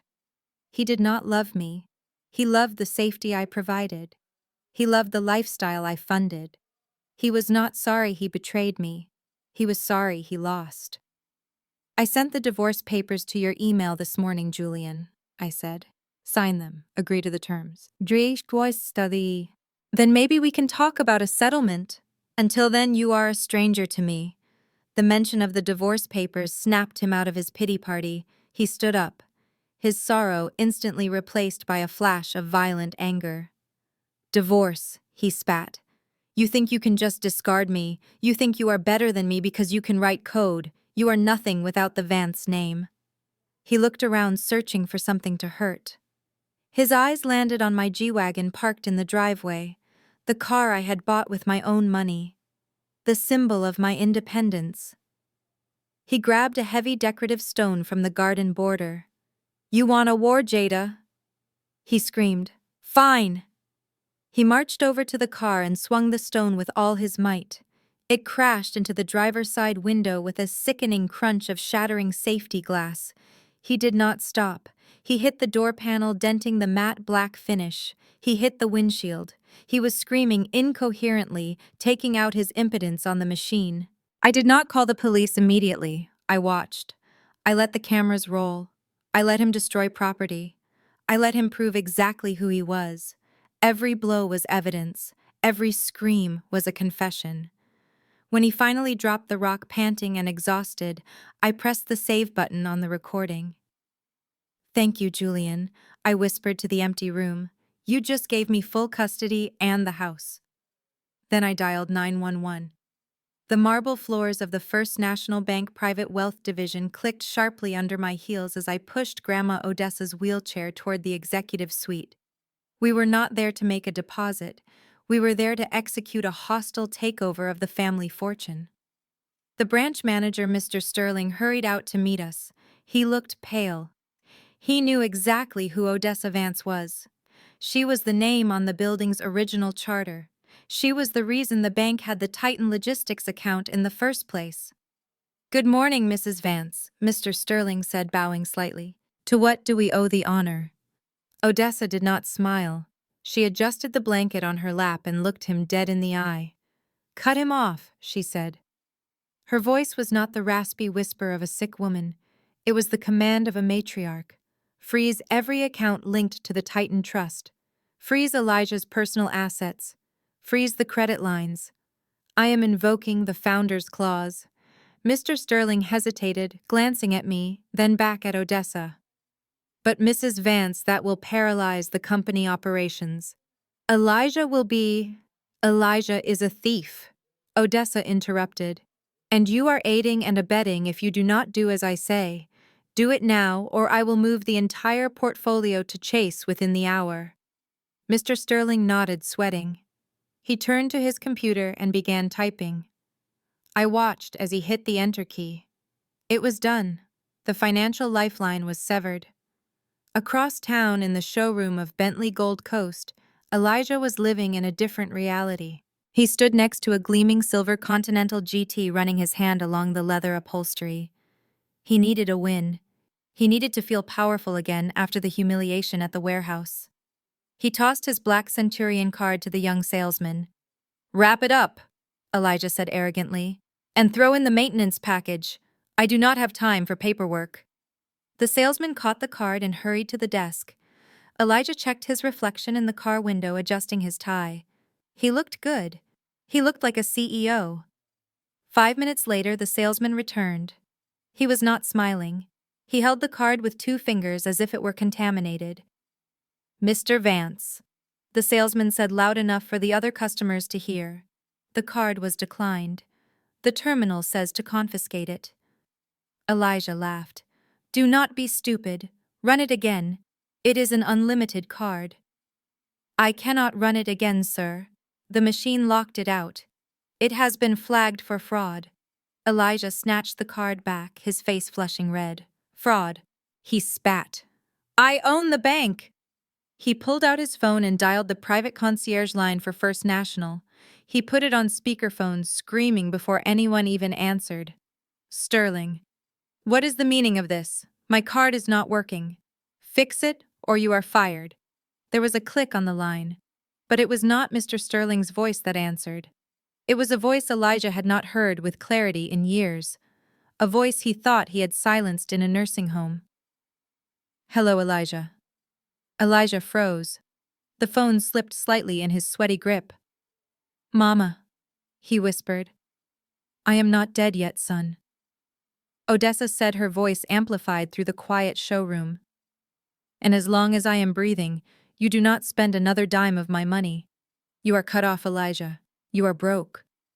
The line went dead. Elijah stood there, the silence of the dealership pressing in on him, realizing that the car, the status, and the power were all just smoke, and he was the one choking on it. Thursday morning was supposed to be payday. For 3,000 truck drivers across the Midwest, it was the day the rent was due and the groceries were bought. But when the clock struck 9, the direct deposit notifications did not come. Instead, phones started buzzing with insufficient funds alerts. Brad had drained the payroll account to pay off Mr. Volkov, and he had done it believing he could fix it before anyone noticed. He was wrong. You cannot hide a missing paycheck from a man who drives 18 hours a day to feed his family. At the massive Titan distribution center in Joliet, the engines stopped. It was not a gradual slowdown. It was a simultaneous, coordinated shutdown. One by one, the drivers pulled their rigs across the exit gates, engaging the air brakes with a hiss that sounded like a collective sigh of rage. They climbed out of their cabs not to work, but to wait. They formed a wall of steel and chrome that blocked everything. Nothing went in, nothing came out. I watched the aerial footage on the news monitors in my war room. The line of stationary trucks stretched for miles down the highway.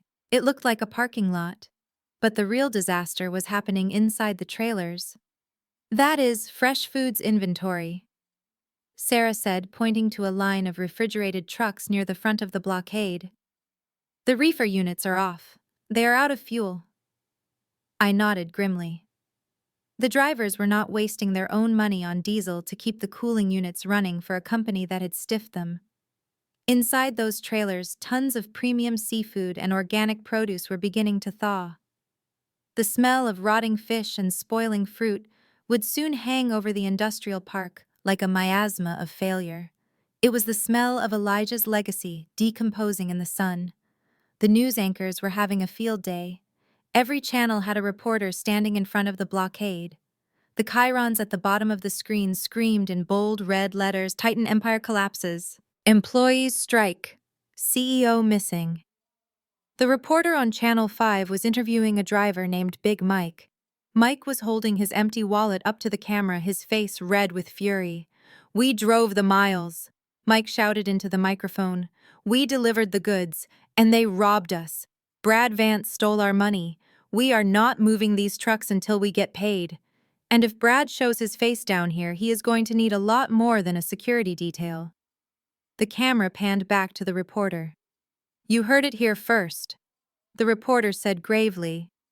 "Allegations of massive embezzlement are swirling around the new leadership of Titan Logistics. We have reached out to Elijah Vance for comment, but his office is empty. We have reached out to Brad Vance, but his phone is disconnected. The Titan is falling, and there is no one at the wheel." I muted the TV. The silence in the war room was respectful. We had won, but it was a heavy victory. We had exposed the rot, but seeing the actual destruction was sobering. "Call the union representative for the drivers," I told Marcus. "Tell them King Logistics is hiring. Tell them I will cover their missing payroll if they sign with us today. And tell them to turn the reefer units back on. I am not letting that food go to waste." Marcus smiled and picked up the phone. The Titan fleet was dead, but my fleet was just waking up. The Black Enterprise Gala was the single most important night on the Chicago social calendar. It was where deals were struck over champagne and legacies were cemented under the glow of crystal chandeliers. For 30 years, Elijah Vance had walked the red carpet as a king. He was a founding sponsor.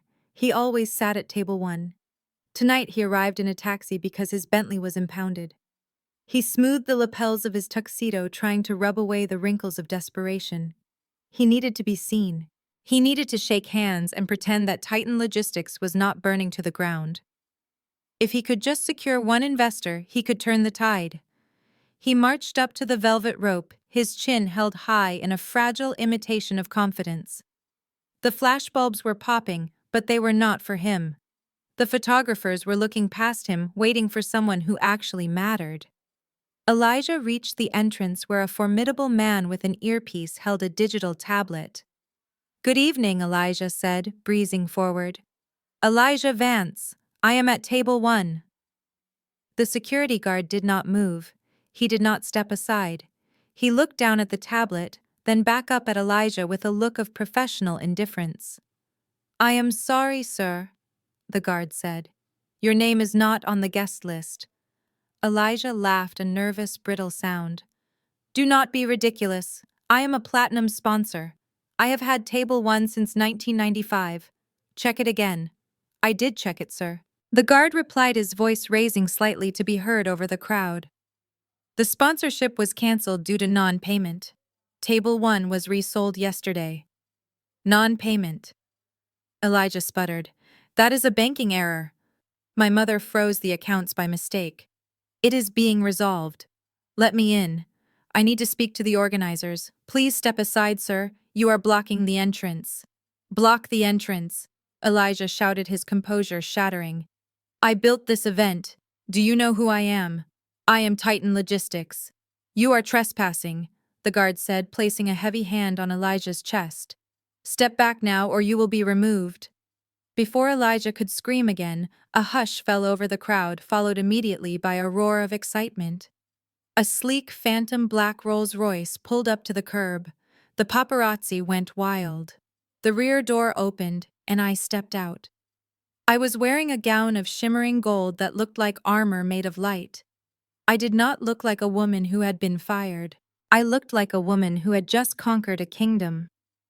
The gala organizer, a woman named Mrs. Dubois, who had ignored Elijah's calls for a week, rushed down the stairs to greet me. "Jada, darling," Mrs. Dubois gushed, taking my hands. "You look magnificent. We are so honored to have the CEO of King Logistics here tonight. Everyone is dying to meet you." I smiled at her, the flashbulbs blinding me. "Thank you. It is a new era." I walked up the red carpet, the crowd parting for me like the Red Sea. I saw Elijah standing behind the velvet rope pushed back into the shadows by the security team. He looked small. He looked old. He looked like a beggar watching a queen take the throne. He lunged forward, his face twisted with hate. "That is my table!" Elijah screamed, reaching for me over the rope. "She stole it from me. She is a thief!" Security moved instantly. Two guards grabbed Elijah by the arms, dragging him back. He kicked and shouted, a spectacle of fallen grace. "Jada, tell them!" Elijah pleaded, his voice cracking. "Tell them who I am." I stopped and looked at him. I looked at the man who had terrorized me for a decade. "I do not know that man," I said to the head of security. "Keep him away from me." I turned my back on him and walked into the warmth of the gala, leaving Elijah Vance screaming in the cold. While Elijah was being dragged away from the red carpet at the gala, Brad was standing in line at the international terminal of O'Hare Airport. He was wearing a baseball cap pulled low over his eyes and a hoodie that cost $500, but looked like he picked it up at a thrift store. He was sweating. He kept checking his phone, not for messages, but to see if the news had broken yet. He clutched the handle of his duffel bag so tightly his knuckles were white. Inside that bag was $200,000 in cash and enough jewelry to start a pawn shop. He was 5 minutes away from freedom. 5 minutes away from a beach where the FBI could not touch him. He stepped up to the first-class check-in counter. He tried to smile at the agent, but it looked more like a grimace of pain. "One way to Grand Cayman," he said, sliding his passport across the counter. "No checked bags, just me and the carry-on." The agent, a young woman with a tired smile, took the passport. She scanned it. Then she stopped. Her fingers hovered over the keyboard. She looked at the screen, then she looked up at Brad. Her smile vanished, replaced by a look of professional concern. "Is there a problem?" Brad asked, his heart hammering against his ribs like a trapped bird. "Just a system flag, sir," the agent said, reaching for the phone. "I need to verify the payment method." Brad felt a surge of adrenaline. "No, do not call anyone. Here I will pay cash. Just give me the boarding pass." He reached into his pocket to pull out a roll of bills, but a hand clamped down on his shoulder. It was heavy and firm. Brad froze. He turned his head slowly. Standing behind him were 4 men in dark suits. They were not airport security. They were not local police. They had the cold, hard look of federal agents. Bradley Vance, the lead agent, said, holding up a badge. "I am Special Agent Miller with the FBI. You are under arrest for wire fraud, money laundering, and embezzlement." Brad tried to run. It was a stupid instinct born of pure terror. He dropped the bag and lunged to the left, but he did not make it 2 steps. The agents tackled him, slamming him face first into the polished floor of the terminal. The sound of his breath leaving his lungs was audible over the gasp of the crowd. "Get off me!" Brad screamed as they wrenched his arms behind his back. "You have the wrong person. I am the CEO of Titan Logistics." "Not anymore," the agent said, clicking the handcuffs onto Brad's wrists. "We have the transfer logs, Brad. We tracked the $500,000 you wired this morning. And we have the witness statement from Jada King." Brad was hauled to his feet. He looked around wildly at the passengers staring at him, filming him with their phones. He saw his life ending. He saw the prison cell waiting for him. And in that moment, his loyalty to the Vance family evaporated completely. It was not me, Brad shrieked, his voice cracking with hysteria. It was Simone. It was my wife. She made me do it. She signed the transfer orders. She wanted the money. I was just following orders. Arrest her. She is the one you want. The agents ignored him, dragging him toward the exit. But the cameras caught every word. Brad was not just going down. He was taking the entire family with him. The 60-inch ultra-high-definition television mounted above the fireplace was the last thing in the room that felt real. Simone sat on the edge of her beige linen sofa, a glass of lukewarm Chardonnay, trembling in her hand, staring at the screen. The breaking news banner was a bright angry red. FBI arrests tech executive at O'Hare. Below the headline, the footage played on a loop. It was shaky cell phone video, but the face was unmistakable. It was Brad. He was being dragged through the terminal in handcuffs, his expensive hoodie bunched up around his neck. But it was the audio that made Simone's blood turn to ice. Over the noise of the airport, Brad's voice was clear and shrill. It was Simone. It was my wife. She made me do it. She signed the transfer orders. The glass slipped from her fingers and bounced on the rug, spilling wine like a dark stain spreading across her life. He had sold her out. The man she had elevated, the man she had defended against her own family, was trying to send her to prison to save his own skin. She grabbed the remote to turn it off to silence his betrayal. But before she could press the button, a thunderous pounding shook the front door. It was not a polite knock. It was the heavy, authoritative demand of people who had the law on their side. Simone froze. She stood up, her legs feeling like lead, and walked to the foyer. She peered through the peephole. Standing on her porch were 3 large men in jumpsuits and a woman holding a clipboard. Behind them, a massive moving truck was backing into her driveway, its backup alarm beeping a steady rhythm of doom. She opened the door a crack. "Can I help you?" she asked, her voice small. "Mrs. Vance?" the woman asked, not looking up from her clipboard. "We are here on behalf of the creditors' union. We have a writ of replevin for the contents of this residence, due to default on the secured loans held by Bradley Vance. We are clearing the house." "You cannot do that," Simone stammered, trying to block the doorway. "This is my house. These are my things." The woman finally looked up. Her eyes were tired. "Ma'am, the loans were secured against the household assets. Your husband signed the paperwork. Please step aside or we will call the sheriff to assist with the eviction." The men did not wait for an invitation. They pushed past her, their boots muddying the marble floor. One of them walked straight to the living room and unhooked the giant TV from the wall. Another started grabbing the antique vases. They moved with the efficiency of locusts. Simone watched as her life was dismantled piece by piece.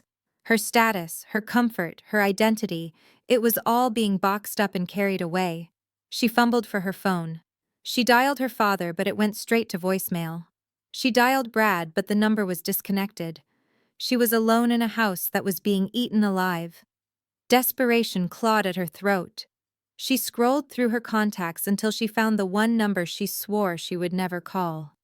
Jada. She pressed call. The ringtone sounded like a lifeline. 1 ring, 2, then a click. "Hello?" Jada's voice was cool, distant, like she was speaking from another planet.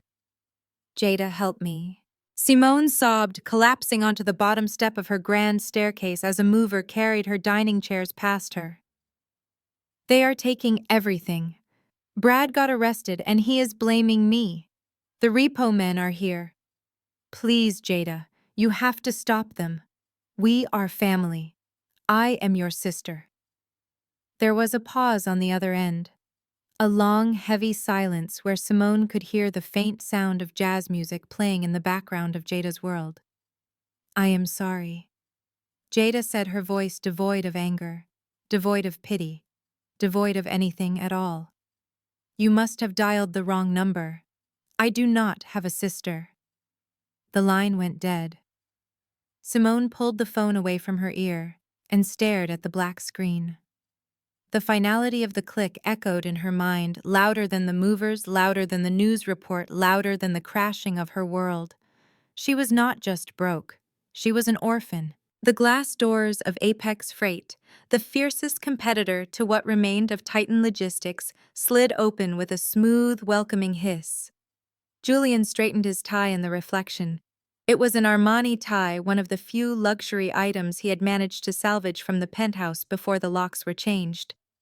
He smoothed his hair, put on his best executive smile, and walked up to the reception desk. He needed this. He needed a salary. He needed to prove to Jada, to his father, and to himself that he was more than just a name. He was Julian Vance, and he had value. He was ushered into the corner office of Marcus Thorne, the CEO of Apex. Thorne was a shark in a pinstripe suit, known for eating smaller companies for breakfast. He sat behind a desk that looked like it was carved from a single block of obsidian. He did not stand up. He did not offer a hand. He just stared at Julian over the top of a printed resume. "Mr. Vance," Thorne said, his voice a low rumble. "Please sit." Julian sat, trying to look comfortable in the leather chair. "Thank you for seeing me, Marcus." Julian began, leaning forward earnestly. "I know the timing is unusual, given the situation at Titan, but I believe my experience could be a significant asset to Apex. I know the Titan playbook inside and out. I know their client list. I know their margins. I can bring that institutional knowledge to your team." Thorne dropped the resume onto the desk. He leaned back, lacing his fingers together. "Institutional knowledge." Thorne repeated, testing the words. "That is an interesting way to phrase it. Tell me, Julian, if you know the Titan playbook so well, why is your family company currently being liquidated by the federal government?" Julian flinched. He had hoped to avoid the specifics of the collapse. "That was a management issue," Julian said quickly. "My brother-in-law made some poor decisions. My father was distracted. But I ran the accounts. I managed the relationships." Thorne laughed. It was a dry, humorless sound. "You managed the relationships?" Thorne asked. "Is that why you are currently being sued for divorce by the woman who actually ran the company?" Julian froze. The smile slid off his face. "My personal life is separate from my professional capabilities," Julian said stiffly. "Is it?" Thorne countered. "Because from where I am sitting, your personal life destroyed your professional credibility. I did not bring you in here to hire you, Julian. I brought you in here because I wanted to see him." "See who?" Julian asked, confused. "The man who fumbled the bag." Thorne said, his eyes hard and mocking. "You were married to Jada King, the most brilliant logistician of her generation. She built a billion-dollar infrastructure while you were busy playing golf and spending her bonuses. You had the golden goose and you cooked her for dinner because your daddy told you to." Thorne stood up and walked to the window, looking out at the city. "I am currently in negotiations with King Logistics to license her software," Thorne said without turning around. "If I hired you, Jada would never sign that contract. She would burn my company down just like she burned yours. You are radioactive, Julian.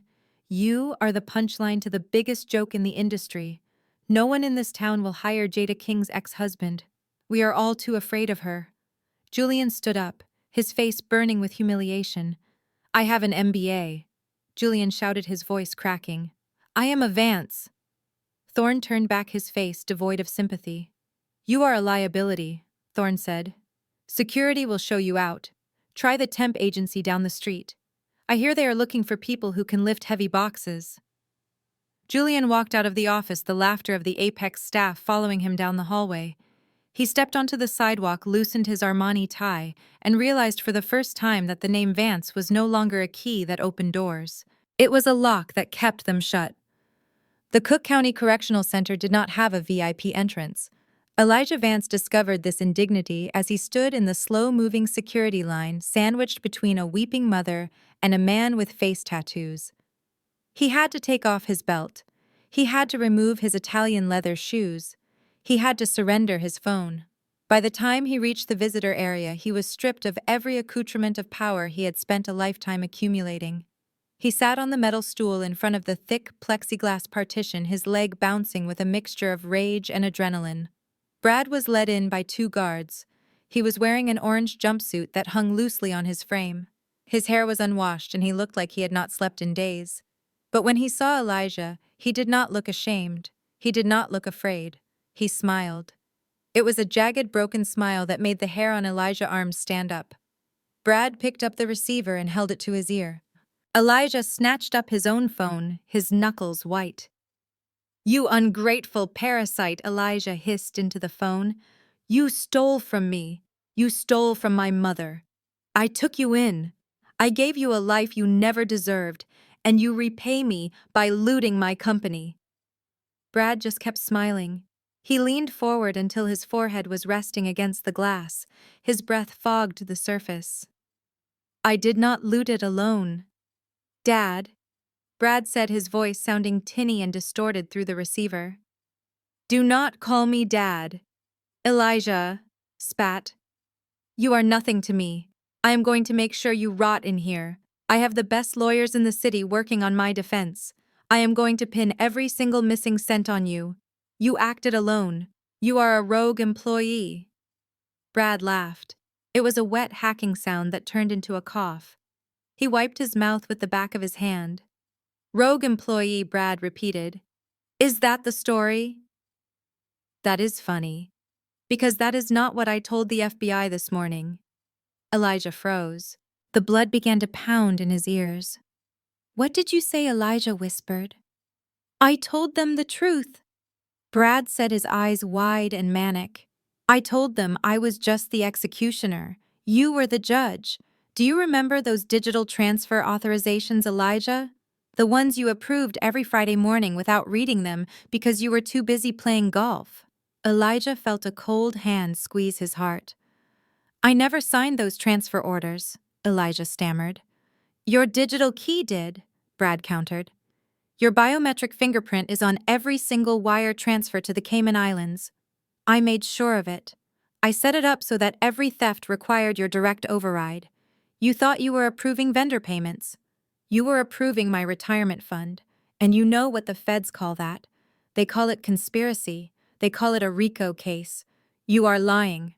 Elijah gasped, his chest tightening. "I cut a deal, Elijah." Brad said, his voice dropping to a conspiratorial whisper. "I gave them everything. The logs, the emails, the recordings of you telling me to do whatever it took to hide the losses. I am going to do 5 years in minimum security. You are going to die in a cage. You are the CEO, Elijah. The captain goes down with the ship." The room began to spin. Elijah dropped the receiver. It swung on its metal cord, banging against the wall. He tried to stand up, but his legs would not support him. A crushing weight slammed into his chest, like an anvil dropped from the ceiling. He gasped for air, but there was none. He clawed at his tie, trying to loosen the noose around his neck. Guard Brad shouted from behind the glass, laughing as he pointed. "Watch out! The old man is tipping over." Elijah fell. He hit the linoleum floor hard. His vision tunneled into darkness. The last thing he saw was Brad's orange jumpsuit and that terrible, triumphant smile floating above him as the darkness swallowed him whole. The conference room at First National Bank smelled of stale coffee and desperation. The bank executives sat on one side of the long oak table, looking at the pile of foreclosure documents that represented the corpse of Titan Logistics. Across from them sat the vultures. Representatives from Apex Freight and other competitors were there, hoping to pick the carcass clean. They wanted the trucks. They wanted the distribution centers. But they were all hesitating. They looked at me sitting at the head of the table, and they knew the truth. Buying Titan assets without my software was like buying a Ferrari with no engine. It looked pretty, but it was not going anywhere. Mr. Sterling, the bank manager who had frozen Elijah's accounts, cleared his throat. He looked tired. Dealing with the Vance family implosion had likely aged him 10 years. "We are accepting sealed bids for the entire portfolio," Sterling announced, his voice echoing in the quiet room. This includes the fleet of 3,000 semi-trucks, the Joliet distribution hub, and the headquarters tower at 1 Titan Way. The opening assessment is valued at $80 million. Silence filled the room. 80 million was a fantasy. The brand was toxic. The drivers were on strike. The software was bricked. Marcus Thorne, the CEO of Apex Freight, leaned back in his chair and crossed his arms. He looked at me and gave a small, respectful nod. He closed his folder. He was not bidding. He knew better. One by one, the other competitors followed suit. They knew that if they bought the hardware, I would sue them for intellectual property infringement the moment they tried to boot up a computer. Sterling looked around the room, sweat beading on his forehead. "Do we have an opening bid?" Sterling asked, his voice tight. I waited. I let the silence stretch until it became uncomfortable. I let them feel the weight of the disaster Elijah had created. Then I leaned forward and placed a single sheet of paper on the table. $10 million, I said, my voice calm and absolute. Sterling choked. He looked at the paper, then at me. "Ms. King, that is insulting," Sterling sputtered. "The real estate alone is appraised at 40 million. The trucks are worth another 20 in scrap metal. We cannot accept 10 million. I stood up. I walked over to the window and looked out at the Chicago skyline. I could see the Titan Tower in the distance, dark and empty. "The real estate is leveraged to the hilt," Sterling, I countered, turning back to face him. "The building has a lien from the city for unpaid property taxes. The trucks have been sitting idle for 2 weeks, which means the maintenance costs are skyrocketing and the tires are rotting. And the brand, the name Titan Logistics, is synonymous with fraud and failure. You are not selling a company. You are selling a crime scene." I walked back to the table and tapped the paper. $10 million. Cash. Today, I said. "That clears the bank bad debt. It saves you the embarrassment of a public auction where no one shows up, and it guarantees that the 3,000 drivers get their jobs back tomorrow, or you can hold on to it and watch the value drop to zero while the buildings crumble." Sterling looked at the other bidders. They were all packing up their briefcases. He looked at his colleagues. They nodded grimly. The bank just wanted out. They wanted to wash their hands of the Vance family forever. "Sold," Sterling whispered. "Sold to King Logistics for $10 million. I sat down and signed the papers. My signature was bold and unhesitating. Jada King. It looked good on the deed. Sterling handed me a heavy ring of keys. They were the master keys. The keys to the front door. The keys to the executive elevator. The keys to the office where Elijah had fired me 10 days ago. I walked out of the bank into the bright Chicago sunlight. I held the keys in my hand. They felt heavy, but it was a good weight. It was the weight of ownership. I pulled out my phone and called Marcus. "Pack your bags, Marcus," I said, a smile breaking across my face. "We are moving back in, but call the sign company first. I want the name Vance scraped off the building before I get there. It is King Tower now." The fluorescent lights of the Cook County family court were unflattering, washing out the faces of everyone in the room. But Julian looked particularly ghostly. He sat at the plaintiff's table, drumming his fingers nervously on the wood. His lawyer was a disheveled man in an ill-fitting suit, a far cry from the high-powered legal teams the Vance family used to command. I sat on the other side, flanked by my attorney Olivia, a woman who billed more per hour than Julian had made in the last year. I wore a white power suit, immaculate and sharp. I was not there to negotiate. I was there to spectate his final defeat. "Your Honor." Julian's lawyer began, his voice whiny and grating. "My client is seeking an equitable distribution of marital assets. Specifically, we are claiming 50% ownership of King Logistics and the newly acquired Titan assets.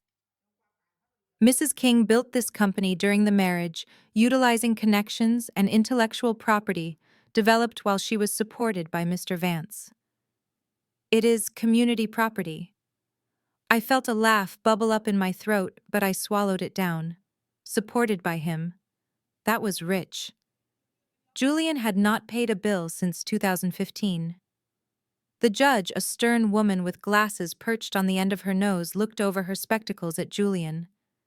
Mr. Vance, she said, you are claiming half of a company your wife started after you conspired to have her fired from her previous job. Is that correct? It is the law, Julian blurted out, leaning forward. We are married. What is hers is mine. She locked me out of our accounts, Your Honor. She left me destitute. I helped build that lifestyle. I deserve my share. Olivia stood up. She did not raise her voice. She did not need to. She simply slid a thick binder across the bench to the judge. Your Honor, Olivia said calmly, Mr. Vance seems to have forgotten the prenuptial agreement he signed 10 years ago, specifically Article 4, Section 2, the Fidelity and Dissipation Clause. Julian froze. I saw the color drain from his face as he remembered the document he had signed without reading because he was too busy planning his bachelor party. Article 4 states that if either party engages in extramarital affairs or dissipates marital assets for non-marital purposes, they forfeit all claims to the other party's separate property and any alimony, Olivia continued. That is irrelevant, Julian shouted, standing up. I never cheated. She is making that up. Olivia opened her own copy of the binder. Exhibit A, she read. Hotel receipts from the Peninsula, Chicago, dated 3 months ago. The room was booked under Mr. Vance's name, but room service was ordered for 2. Champagne and oysters. Exhibit B, a credit card statement showing a purchase of a diamond tennis bracelet from Tiffany & Company valued at $12,000. This item was not gifted to my client. It was seen on the wrist of a Ms. Tiana Banks in an Instagram story posted the same weekend as the hotel stay. Olivia pulled up a tablet and played the video. Tiana's voice chirped through the courtroom, thanking her daddy Julian for the bling. The judge watched the video. Then she looked at the receipts. Then she looked at Julian, who was now sweating profusely. Mr. Vance, the judge, said, her voice icy. Did you spend $12,000 of marital funds on a woman who is not your wife? Julian stammered. We were on a break. It was a consulting fee. She is a business associate. A business associate you took to a hotel for the weekend, the judge deadpanned. And there is more, Your Honor, Olivia added. Exhibit C, security footage from the night of October 15th. She played the video of Julian smashing my G-Wagon with a rock. The sound of shattering glass filled the courtroom. Destruction of property, domestic intimidation, and misuse of family funds, Olivia summarized. Mr. Vance has not only violated the prenup, he has proven himself to be a liability to the marital estate. We are asking for a full dismissal of his claims and for him to assume the entirety of his personal debts. The judge slammed her gavel. It sounded like the final nail in a coffin. Motion granted, the judge ruled. The prenuptial agreement is valid and enforceable. Mr. Vance, you get nothing. Julian slumped into his chair, staring at the table. He had walked in expecting a payday. He was walking out with nothing but his own reflection to blame. The heavy oak doors at the back of the courtroom swung open with a commanding thud that silenced the room instantly. Julian twisted in his chair, a look of irritation crossing his face, expecting to see a late arrival from the press, or perhaps one of his father's cronies coming to offer moral support. Instead, the color drained from his face so fast he looked like a corpse. Rolling down the center aisle was Grandma Odessa. She was in a wheelchair pushed by Marcus, but she sat with the posture of a queen returning from exile. She wore a pristine white suit and a hat with a small veil, her eyes sharp and clear behind her glasses. Your Honor? Olivia announced, her voice ringing with triumph. The defense calls Ms. Odessa Vance to the stand. Julian jumped to his feet, knocking his chair over with a loud clatter. Objection! Julian shouted, his voice shrill with panic. She is not competent. She has dementia. My father has a medical proxy. She does not know where she is. The judge banged her gavel. Sit down, Mr. Vance, the judge ordered. If she is incompetent, the court will make that determination. Not you. Odessa was wheeled to the witness stand. She took the oath with a steady voice that reached the back of the room. She adjusted the microphone and looked directly at her grandson. There was no love in her eyes today, only justice. Ms. Vance Olivia began gently. Can you tell the court how your son Elijah and your grandson Julian obtained control of your voting shares in Titan Logistics 5 years ago? Odessa nodded. They told me I was signing insurance forms for my hip surgery. Odessa said, her words crisp and precise. I was on heavy pain medication. I was vulnerable. Julian came to my hospital room. He brought me flowers. He held my hand. He told me he loved me, and that he just wanted to make sure his grandma was taken care of. A gasp ran through the gallery. Julian gripped the edge of the table, his knuckles white. And what were you actually signing, Ms. Vance? Olivia asked. I was signing away my life. Odessa replied, her voice trembling with suppressed rage. It was a durable power of attorney and a transfer of stock voting rights. They slipped the pages in between the medical forms. Julian held the pen for me. He guided my hand. He looked me in the eye and smiled while he stole my company. Lies. Julian screamed. That is a lie. She is confused. The judge turned her gaze on Julian. It was a look of pure, unadulterated disgust. It was the look one gives to something stuck to the bottom of a shoe. Mr. Vance, one more outburst, and I will have you gagged, the judge warned. Odessa continued, her eyes never leaving Julian's face. I am not confused, Julian. I remember everything. I remember you laughing in the hallway with your father after you left my room. I remember you saying the old bat is finally out of the way. You did not just steal my money, you stole my dignity. You locked me in a home and threw away the key so you could play executive with your father. She pointed a shaking finger at him. But you forgot one thing, grandson. I built that company from the dirt up, and I know how to bury trash. The judge looked at the documents Olivia had entered into evidence. The handwriting on the transfer forms was shaky, clearly written by someone under duress or influence. The signature on the power of attorney Jada had obtained last week was bold and firm. The witness is clearly credible, the judge stated, closing the file, and the testimony establishes a pattern of predatory behavior by the plaintiff. Julian sank back into his chair. He looked small. He looked defeated. He had spent his life hiding behind his father and his privilege, but there was nowhere to hide from the truth when it was spoken by the woman who gave him his name. The courtroom felt smaller, the walls closing in on him as the weight of his betrayal finally crushed him. The judge adjusted her glasses and looked down at the court reporter to ensure every word was being captured. The silence in the room was heavy, suffocating. Julian was still slumped in his chair, his lawyer packing up his briefcase with the speed of someone who knew the billable hours were over and the outcome was a foregone conclusion. I sat up straight, my hands folded on the table, feeling the cool metal of my pen against my skin. It was the only thing grounding me. In the matter of Vance versus King, the judge began, her voice echoing slightly in the high-ceilinged room. The court finds in favor of the respondent, Jada King. The prenuptial agreement is upheld in its entirety. The plaintiff, Mr. Vance, has failed to demonstrate any claim to the marital assets or the separate property of Ms. King.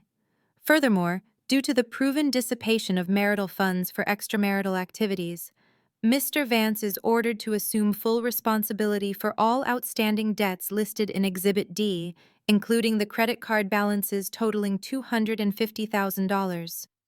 Julian made a sound like a wounded animal. $250,000. It was a debt he could never repay. He had no job. He had no assets. He had no father to bail him out. He was destitute. The divorce is granted, the judge concluded, banging her gavel. Court is adjourned. I stood up. Olivia gave me a small professional nod. It was over. I was free. I turned to leave, ready to walk out into the rest of my life. Jada, wait. Julian scrambled out of his chair. He rushed around the table, ignoring the bailiff who took a step toward him.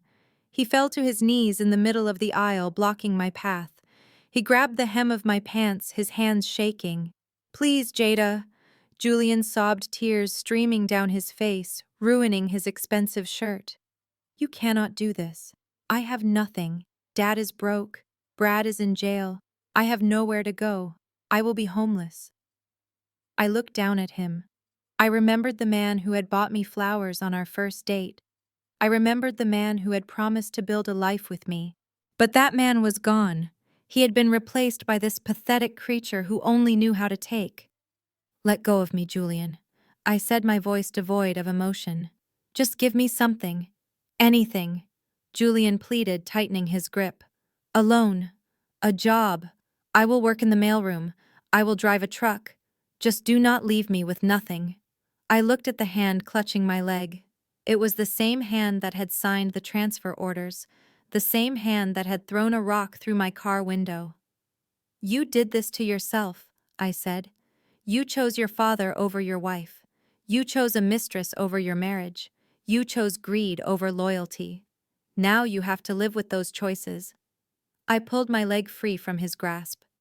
He fell forward onto the carpet, weeping openly. The gallery watched in uncomfortable silence. I stepped over him. I did not kick him. I did not spit on him. I simply walked over him as if he were a puddle on the sidewalk. I walked down the aisle past Grandma Odessa, who gave me a proud smile, past Marcus, who held the door open for me. I walked out of the courtroom and I did not look back. Not even once. The private suite on the cardiac floor of Northwestern Memorial Hospital was quiet, except for the rhythmic beeping of the EKG monitor. Elijah Vance lay in the bed, propped up by pillows. He was wearing a thin cotton hospital gown that felt rough against his skin. It was a humiliating shade of blue. He stared at the ceiling, counting the tiles, trying to ignore the dull ache in his chest. He told himself it was just stress. He told himself that by Monday, he would be back in the office. He would fire the board. He would sue Jada. He would fix everything. He was Elijah Vance. He was untouchable. The door to his room swung open.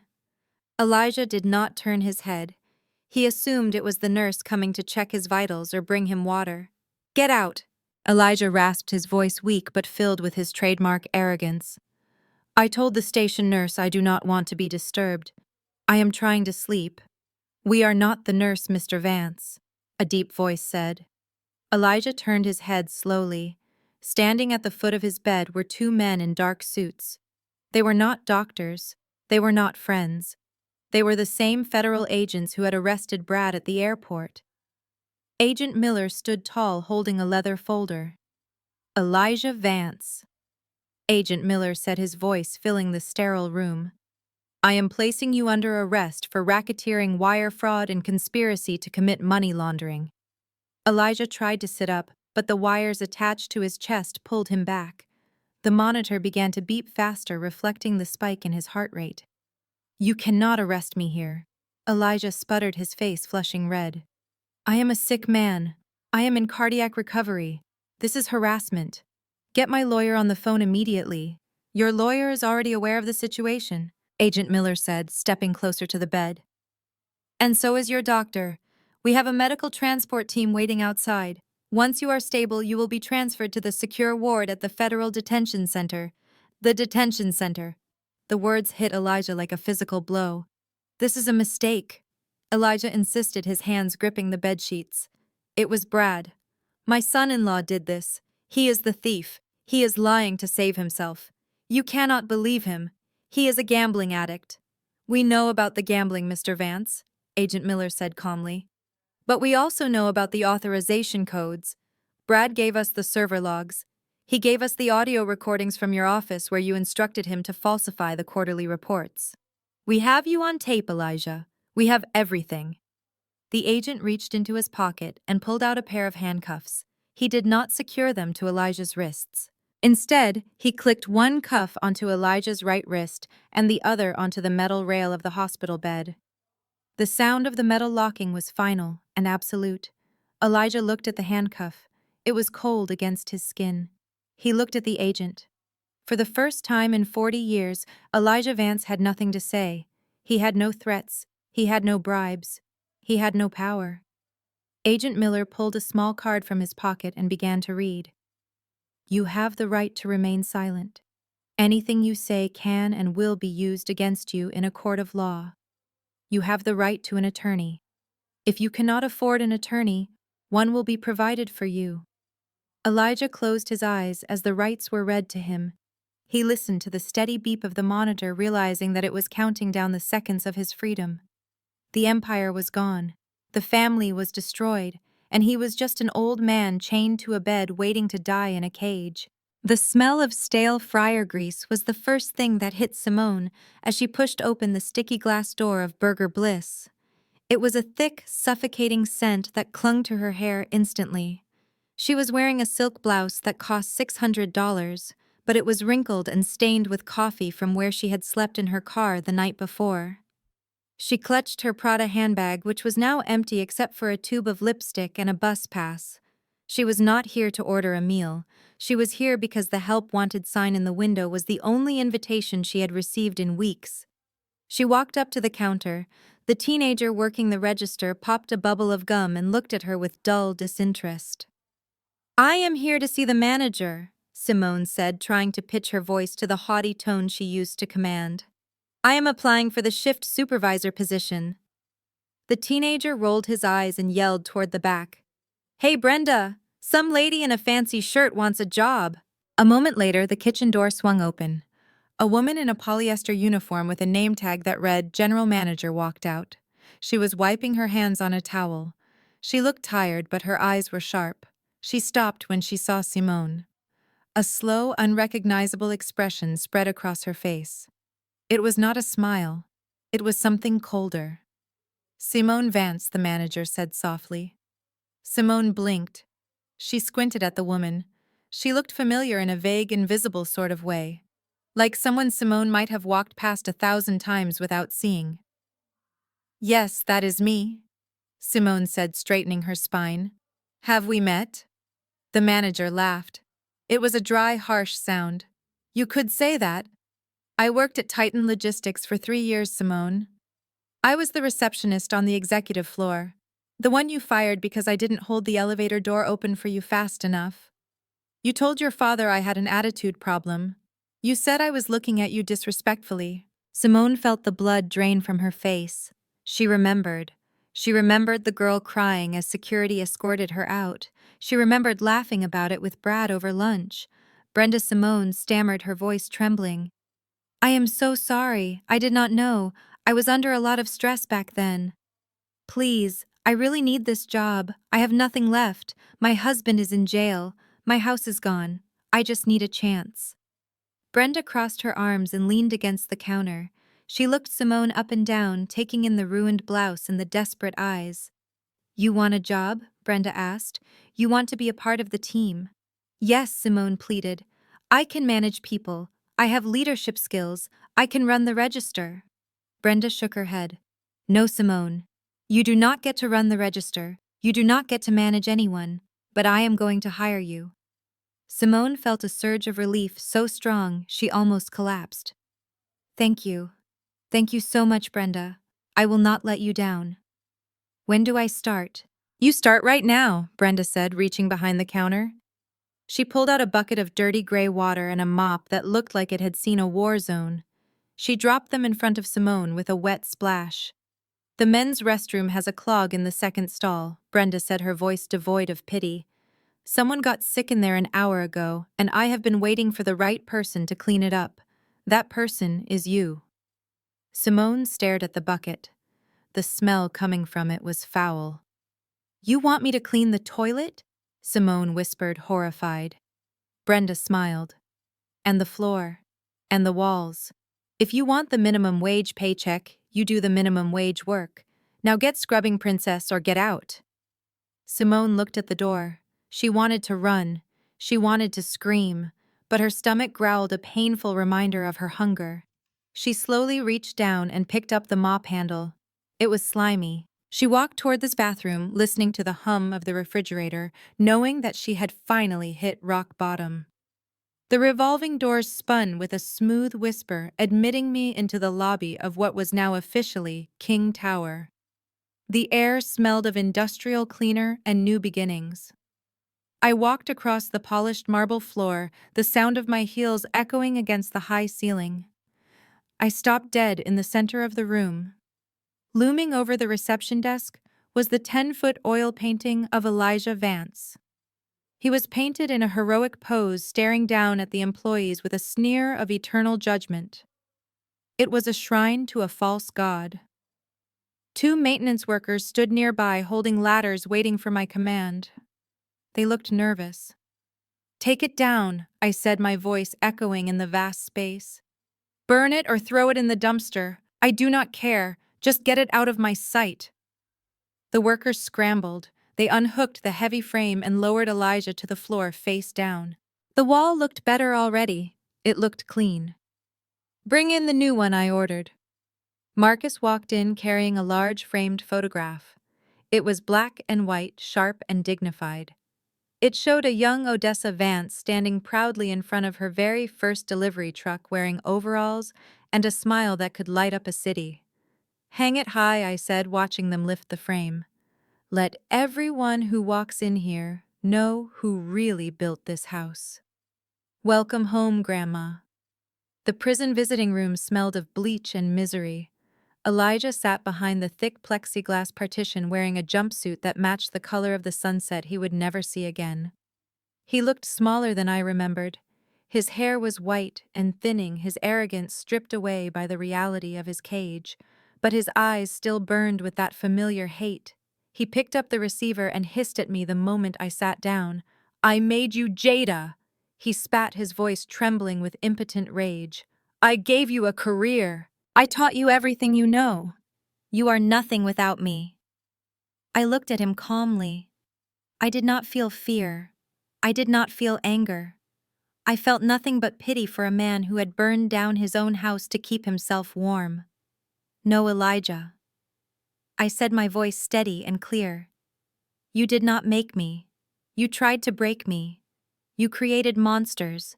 You created a son who steals and a son who begs. But I created an empire." I reached into my pocket and pulled out a crisp $1 bill. I slid it through the narrow slot in the metal counter. It fluttered down onto his side, resting against his handcuffs. "Here," I said, standing up. "That is the purchase price for Titan Logistics. Keep the change." I hung up the phone and walked away, leaving him screaming in a soundproof box. The single light bulb in the basement apartment buzzed overhead, casting long shadows on the peeling wallpaper. Julian sat on the edge of a mattress that smelled of mildew and regret. He had not eaten a real meal in 2 days.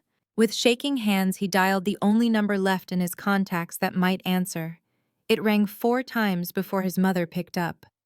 "Mom," he whispered into the cracked screen. "Please, I just need $50. The electricity is going to be cut off. I have nowhere else to turn." On the other end of the line, Beatrice Vance sounded like a ghost of her former self. "Julian, stop calling me," she said, her voice thin and brittle. "I am sleeping on your Aunt Linda's couch in the guest room. I lost the house. I lost the jewelry. I have nothing to give you, son. You are on your own." The line went dead. Julian dropped the phone. Across the room, a small static-filled television was playing the evening news. The screen showed a gleaming skyscraper with the name King Tower illuminated in gold. There was Jada standing on the podium, looking radiant and untouchable. Julian touched the cold glass screen, tracing the outline of the woman he had thrown away. He realized then that he was not just hungry for food. He was starving for a life he would never have again. The champagne tasted better on the rooftop of the tower we had conquered. The wind off Lake Michigan was cold, but nobody felt it. We were kept warm by the victory. I stood on the makeshift stage, looking out at the 52 faces that had saved my life. They were the ones who had packed boxes in the dark. They were the ones who had believed when nobody else did. I tapped the microphone and the laughter died down. "You all took a risk," I said, my voice thick with emotion. "You left your safe jobs to follow a fired woman into a warehouse. You trusted me with your futures. Today, I am returning that trust." I gestured to the waiters, who began handing out thick cream-colored envelopes. "Go ahead," I said. "Open them." The sound of tearing paper filled the air, followed by a collective gasp. Sarah covered her mouth. her eyes filling with tears. 1% stock option, I announced. You are not just employees anymore. You are partners. We own this together. I turned to Marcus, who was staring at his certificate in disbelief. And you, Marcus, I said, get used to the corner office. You are the new Chief Technology Officer of King Logistics. The cheer that erupted was louder than the city traffic below. It was the sound of loyalty finally being paid in full. The city below us looked like a toy set from the terrace of the penthouse. It was quiet up here. The only sound was the clinking of fine china as Grandma Odessa set her teacup back on the saucer. She looked different now. The weight of the Vance family's secrets was gone from her shoulders. She reached across the small iron table and placed her hand over mine. Her skin was paper thin, but her grip was warm. You know, Jada, she said, her eyes crinkling at the corners. I watched Elijah break a lot of good people over the years. He broke your mother, too. I stiffened at the mention of my mom. She had worked as a dispatcher for Titan 20 years ago and died with nothing but a broken heart and a stack of unpaid bills. He crushed her spirit, Odessa whispered, looking out at the skyline. But you are different. You did not just survive him. You finished the fight she started. You did better than she ever could have dreamed. I squeezed her hand back, fighting the lump in my throat. I did not do it for the money, Grandma, I said softly. I did it so no one would ever have to bow to a Vance again. Odessa smiled and took another sip of tea. Then drink up, child. The war is over. The spotlight hit me, like a physical force, blinding and warm, as I walked to the center of the stage. The weight of the crystal trophy in my hands felt grounding. It was the Entrepreneur of the Year award. The room was filled with the same people who had shunned me months ago, but now they were on their feet applauding until their hands hurt. I adjusted the microphone and waited for the silence. I looked out at my team at table 1, seeing Marcus and Sarah raising their glasses. I took a deep breath. Thank you, I said, my voice echoing through the grand hall. I stand here today because of the incredible people who stood by me. But I would be remiss if I did not thank the one person who truly gave me the motivation to build this empire. My former father-in-law, Elijah Vance. A nervous ripple went through the crowd. I smiled a sharp, dangerous smile. Thank you, Elijah, for showing me exactly what kind of leader I never want to be. You thought you were burying me, but you forgot that I was a seed. By trying to destroy me, you gave me the push I needed to become unstoppable. This award is for the ones who fight back.